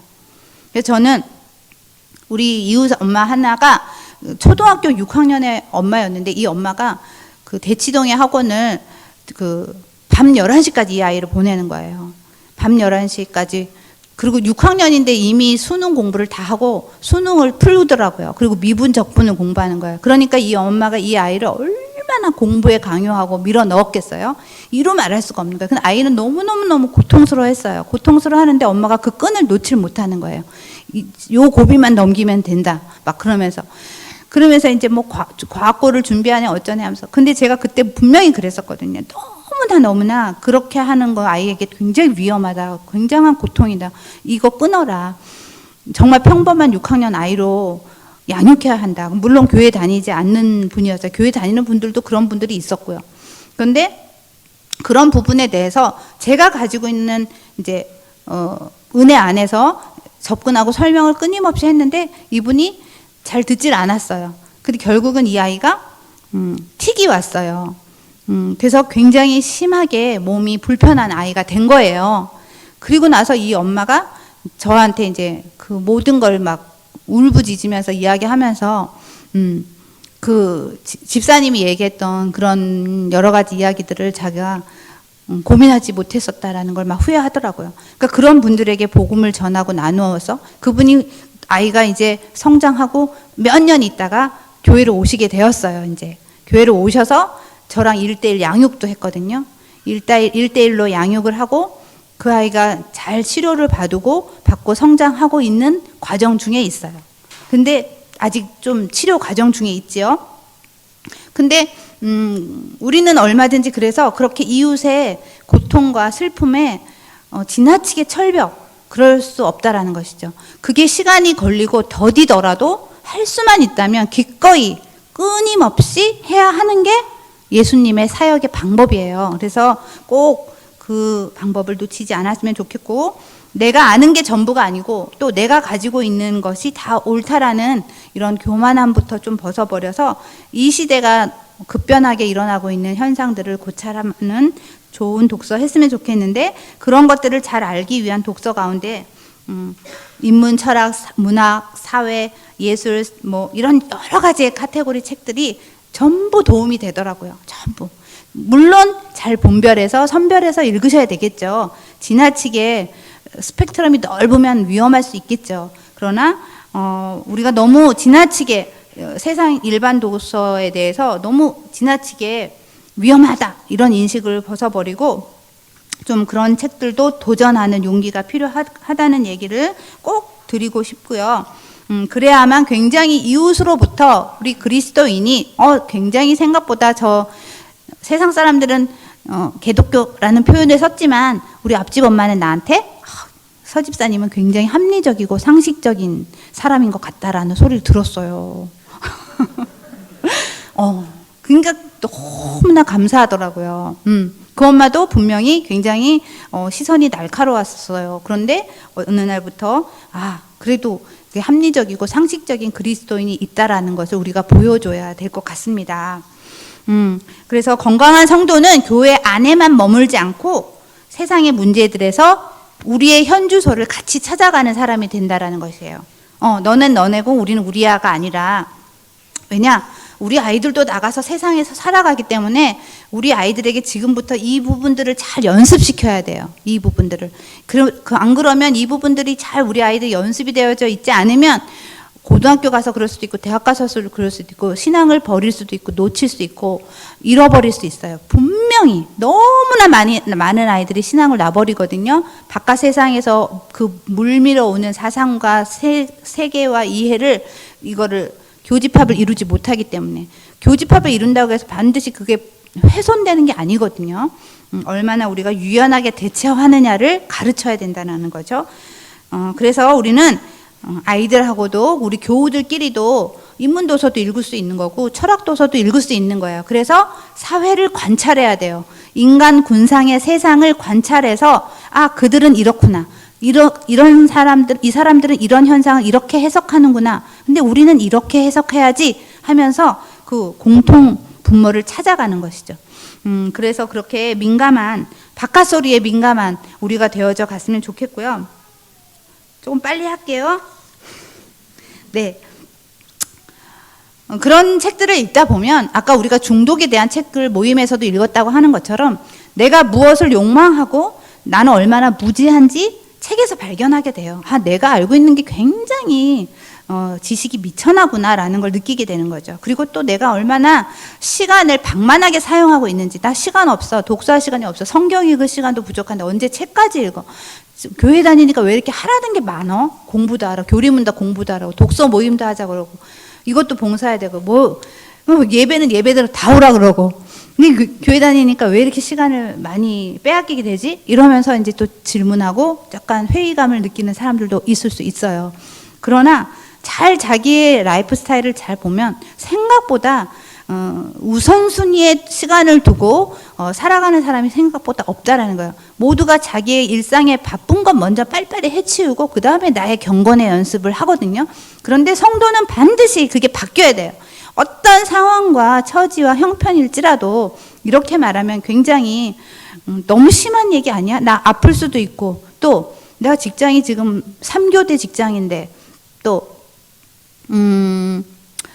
어쨌든 내가 육아로 지금 내가 쌍둥이를 키우고 있는데 이러면서 내가 지금 서서 밥 먹어. 나 진짜 내가 제대로 앉아서 밥 먹을 시간도 없어. 이런 사람들도 있을 수 있겠죠. 물론 그런 모든 것을 우리가 타협할 수는 없잖아요. 그죠? 그래서 경건의 연습의 시간을 우선순위에 둬야 된다는 것이죠. 우선순위에 두지 않고 우리가 시간을 사용하고 있는 것에 대해서 다시 한번 반성하고 말씀을 읽고 공부하고 좋은 도서를 읽는 이 경건의 연습의 시간을 좀 우선순위에 두자. 그래서 물론 그렇다고 해서 새벽에 하라는 거 이런 물리적 우선순위가 아니라 내가 가장 잘할 수 있고 집중할 수 있는 시간을 컨택해서 우선순위에 두고 그것을 오늘은 했다 내일은 했다 이렇게 하지 말고 업다운 없이 좀 지속적으로 하자. 짧은 시간 하더라도 그런 것에 대해서 한번 다시 연구를 하셔서 이것이 성도로서 내 삶의 외형적인 모양에 얼마나 이 경건의 연습 시간이 중요한지를 꼭 기억했으면 좋겠습니다. 그래서 나는 오늘 이렇게 살고 내일 저렇게 살고 이렇게 살지 마시고 나의 삶을 늘 연구하는 자세로 살아갔으면 좋겠어요. 연구 자세로 뭘 했고 오늘 못했고 이걸 잘했고 그러면서 뭔가 자꾸 그 체크리스트를 하듯이 그렇게 자기 시간을 사용하셨으면 좋겠고 제가 일기록에도 썼지만 자유롭고 깊이 있는 독서는 자기만의 고유한 은사를 발견해요. 자기의 재능을 발견한다는 것이죠. 그렇다고 해서 뭐 갑자기 피아노를 안 치던 사람이 피아노를 잘 치게 된다거나 그런 어떤 말도 안 되는 재능을 발견한다기보다는 인격적인 재능을 발견하게 된다는 것이죠. 그래서 다양한 독서를 읽다 보면 내가 전혀 몰랐던 거, 흥미롭게 생각하지 못했던 것도 호기심이 생기고 내면에 어떤 새로운 것들이 느껴지면서 공감되면서 감흥이 일어나면서 잠재력이 이제 발휘가 되는 거죠. 저는 그걸 우리 아이들에게 그래서 일찍이 독서를 잘 시키라는 이유는 그 아이들만의 가지고 있는 잠재력이 일찌감치 발화되기를 원하신다면 좋은 독서, 좋은 대화를 독서를 통해서 나눔을 반드시 하셔야 돼요. 저는 지금 아이들이 29, 32인데도 끊임없이 아이들하고 책 읽고 대화를 하거든요. 그 책 얘기를 나눔을 꼭 하거든요. 그렇게 성장하는 아이로 키우시고 싶다면 그 잠재력이 발화되게 하고 싶다면 좋은 독서를 해야 되는데 엄마가 그것을 경험하고 아빠가 그것을 경험하면 자녀들에게 어떤 식으로 이 잠재력이 끌어올려질 수 있을까 하는 노하우가 생겨요. 그건 뭐 또 따로 얘기하려면 기니까 어쨌든 그래서 자기 개성을 표출하고 싶은 욕망이 우리 인간에게 누구나 있잖아요. 그리고 앞으로의 시대는 서울대 가서 박사하고 공부 잘한다고 해서만 잘 살고 그것이 복된 삶이 아니라는 거 우린 너무 이미 알잖아요.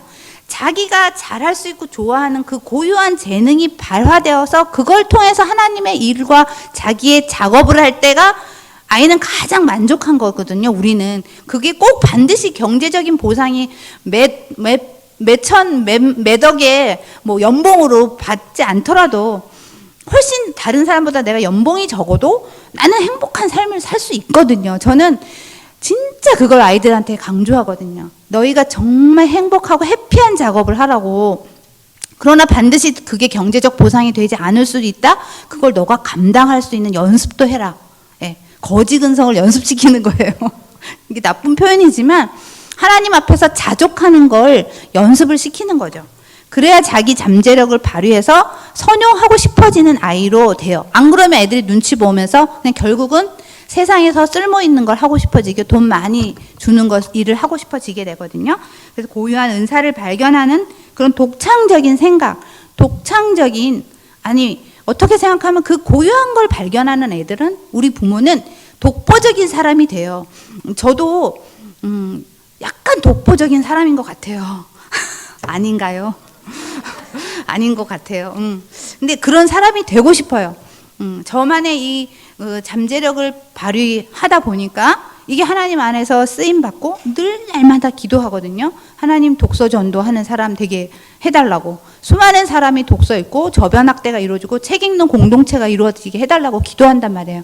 난 독보적인 존재가 하나님 되고 싶어요. 하나님 나 그래서 부르신 거 아니에요? 라고 막 하나님 앞에 그렇게 버르장머리 없이도 기도합니다. 자, 우리가 그런 구체적인 활동을 할 수 있는 사람이 된다라는 걸 꼭 기억하고 그런 자아로서 하나님 앞에 존재하는 사람이 되어가죠. 그래서 아이들에게도 그런 방식으로 잘 독서를 권장해줬으면 좋겠고, 다양한 은사가 발견될 때 공동체는 각양각색의 방식으로 다양한 은사를 가진 사람들이 다양한 일들을 할 수가 있어요. 제가 교회에서 너무 답답했던 게 뭐냐면, 교회 안에는 영적 지적인 자원이 풍성한 사람들이 굉장히 많이, 성도들이 막 분포되어 있어요. 어떤 집사님은 꽃꽂이를 너무 잘하고, 어떤 집사님은 음악에 탁월하고, 어떤 집사님은 섬김의 은사가 있어서 정말 누군가 손님이 와도 세팅을 잘하고 너무 섬김을 잘하시고. 그런데 교회에는 너무나 획일화되고 일률적인 은사를 가지고만 교회를 섬기고 있더라고요.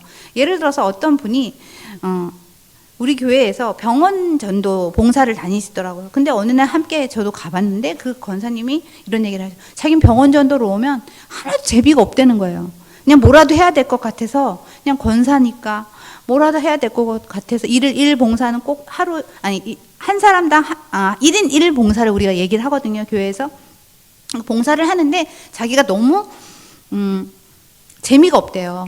그러니까 왜 그러시냐가를 제가 잘 이렇게 연구를 해보니까 그분은 그게 자기 성향과 어떤 기질상 맞지가 않는 거예요. 병원에 오면 너무 마음이 불편하대요. 막 내가 아픈 것 같고, 내일 당장 내가 어디를 아플 것 같고. 그게 뭐 나쁜 것만 아니잖아요. 그분의 심리가 그런 거고 그 사람의 기질이 그런 거예요. 자, 그렇다면 교회에서는 이분은 정말 봉사를 하고 싶고 뭔가를 하고 싶은데 왜 교회에서는 이 성도님의 이 다양한 사람들의 은사가 개발시켜주는 뭐 프로그램이라든가 그런 어떤 역량을 발휘할 수 있는 어떤 그 장치들이 왜 없을까? 이게 굉장히 고민이었어요. 분명히 하나님은 각 사람에게 어떤 그런 기질들을 주셨을 텐데, 그러면서 그분과 대화를 하면서 그분이 오히려 너무 놀라운 거는 그분은 노방은사에 노방은사란다. 노방전도에 탁월한 은사가 있는 거였어요.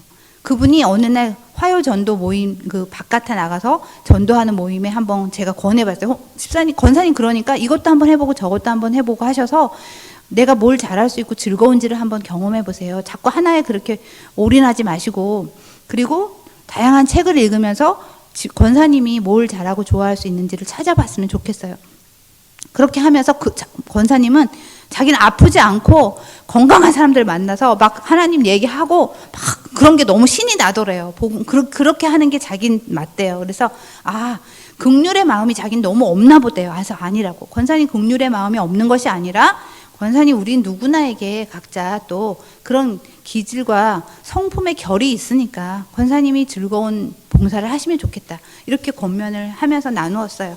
그러니까 우리는 각자 그렇게 있으니까 각양각색의 포지션에서 역할대로 다양하게 일할 수 있는 교회 공동체를 세울 수 있는 은사가 있다라는 것을 꼭 기억하고 싶고, 그게 있는데 숨겨두고 다른 사람 잘하나 보자 이렇게 보지 마시고, 내가 잘할 수 있는데 나는 하지도 않으면서 다른 사람이 하는 거 판단하지 마시고, 뭔가 교회에서 일을 하려고 할 때 내가 나서고 제가 하겠습니다 하는 그런 사람이 되어보는 것도 굉장히 중요한 것 같아요.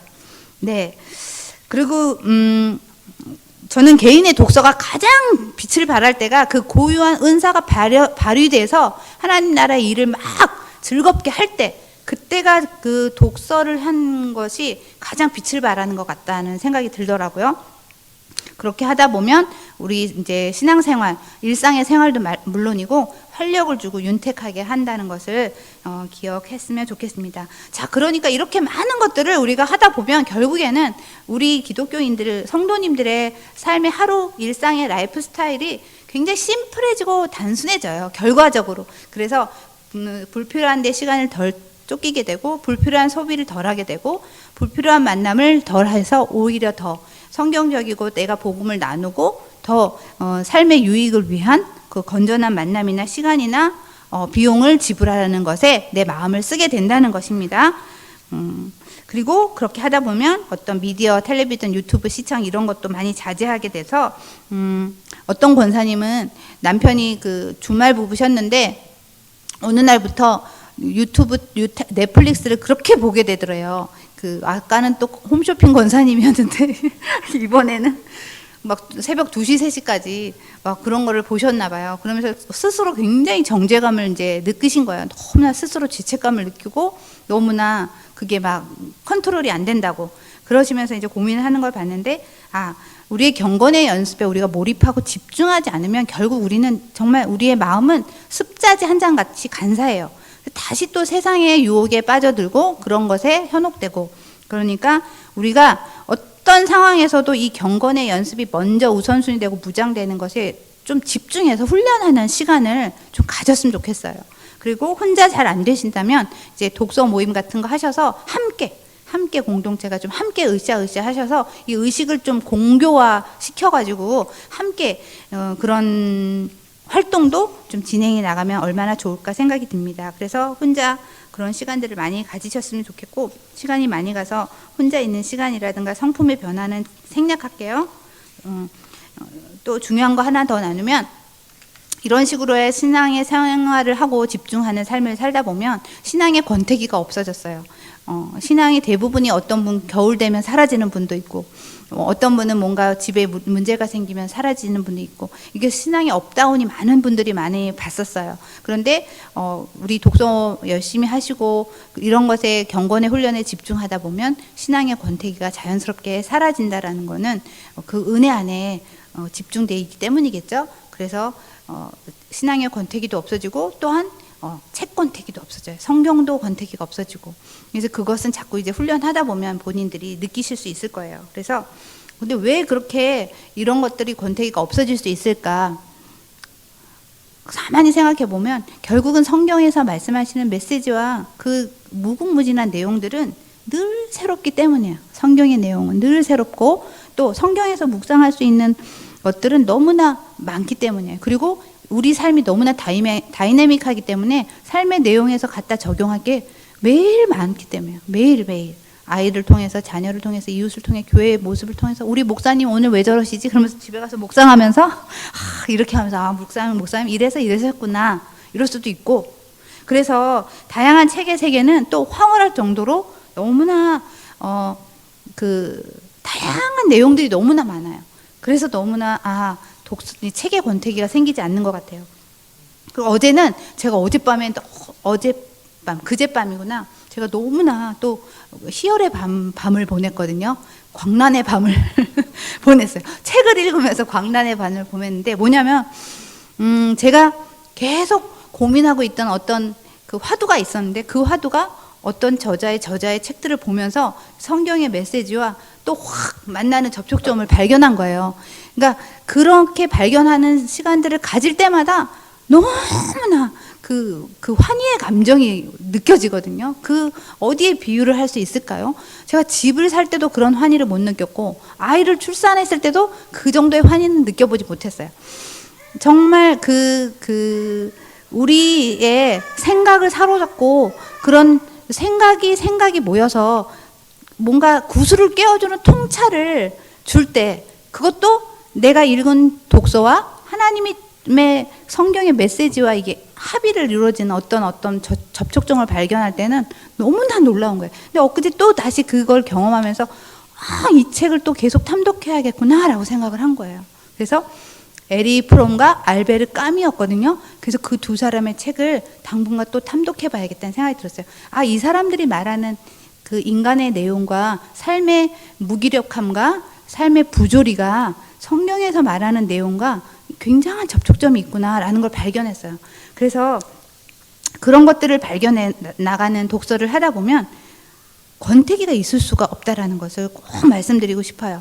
이거는 어떤 지식이 이미 선재되어져 있는 전문가들이나 탁월한 공부를 많이 한 사람들이나가 아니라, 저같이 학벌도 짧고 또 공부도 못했고 그 다음에 그냥 오랜 세월 전업주부로 살던 아줌마 집사님부터도 이렇게 이 과정을 거치다 보니까 되었잖아요. 그래서 누구나 하나님은 성령의 은혜를 강권적으로 주셔서 그걸 내가 받아서 그걸 누리면서 하나님 앞에 이 독서의 세계로 들어가면 넘지 못할 장벽이 없구나라는 걸 깨닫게 됩니다. 그래서 우리가 아까 말한 것처럼 뭐 홈쇼핑, 디지털 이런 속도 문명으로부터 탈피할 수 있고 저항할 수 있는 방법은 경건의 연습에 집중하는 것밖에 없어요. 그렇지 않으면 대부분의 시간을 또 우리는 그 디지털 문화 속에 나를 빼앗기게 돼요.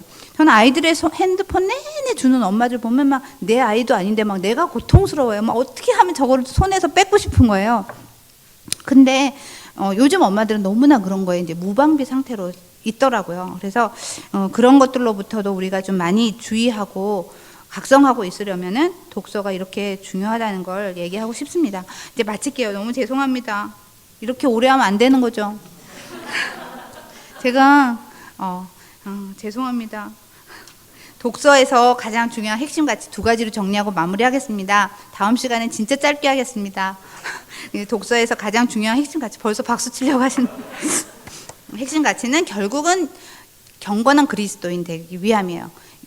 그리고 평생 예배자가 되기 위함. 그래서 예배하는 자가 얼마나 성경적 메시지의 베이스를 잘 깔고 그것을 근거로 해서 경건한 그리스도인으로 거듭나느냐, 그게 첫째 목표이고, 진짜 예배자, 진짜 성도, 진짜 경건한 그리스도인은 개인의 유익을 위해서만이 아니라 이타적인 삶을 산다는 거예요. 반드시 나의 가지고 있는 많은 시간과 자원과 은혜와 또 은사와 나의 모든 어떤 독서의 활동조차도 이타적으로, 나의 자녀는 물론이고 그다음에 지체들에게, 이웃에게, 사회로 환원시킬 수 있는 그런 독서가 반드시 되어야 된다. 이 2가지만 기억하시라는 것을 제가 너무 길게 얘기해서 정말 죄송합니다. 그래서 궁극적인 독서는 나의 삶의 이해나 모양이 반드시 밖으로 흘러나가게 하신다는 거. 예수 그리스도께서는 자기가 가지고 가신 건 아무것도 없으세요. 아무것도.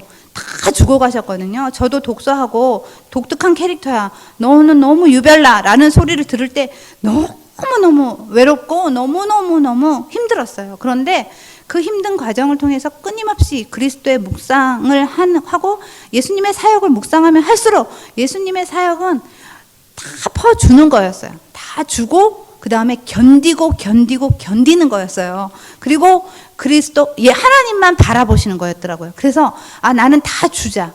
나의 지식, 나의 시간, 자원, 은사, 나의 공동체를 위해서 이웃에게 줄 수만 있다면 주자. 주고 그 다음에 혹독한 만약에 말이 있다면 견디자. 그리고 하나님만 바라보자였어요. 그랬는데 그 과정을 잘 견디기를 너무 잘한 것 같아요. 제가 이렇게 교회에 와서 이런 이야기도 할 수 있잖아요. 너무나 영광스럽고 너무나 제게 기특해요. 그래서 여러분들께서 이렇게 긴 내용을 들어주셔서 너무 감사하고, 저는 전문가가 아니라 이렇게 중언부언하는 거예요. 그래서 여러분들이 많이 이해해 주셨으면 좋겠습니다. 다음 시간에 짧게 하기로 약속드리며 마감하겠습니다.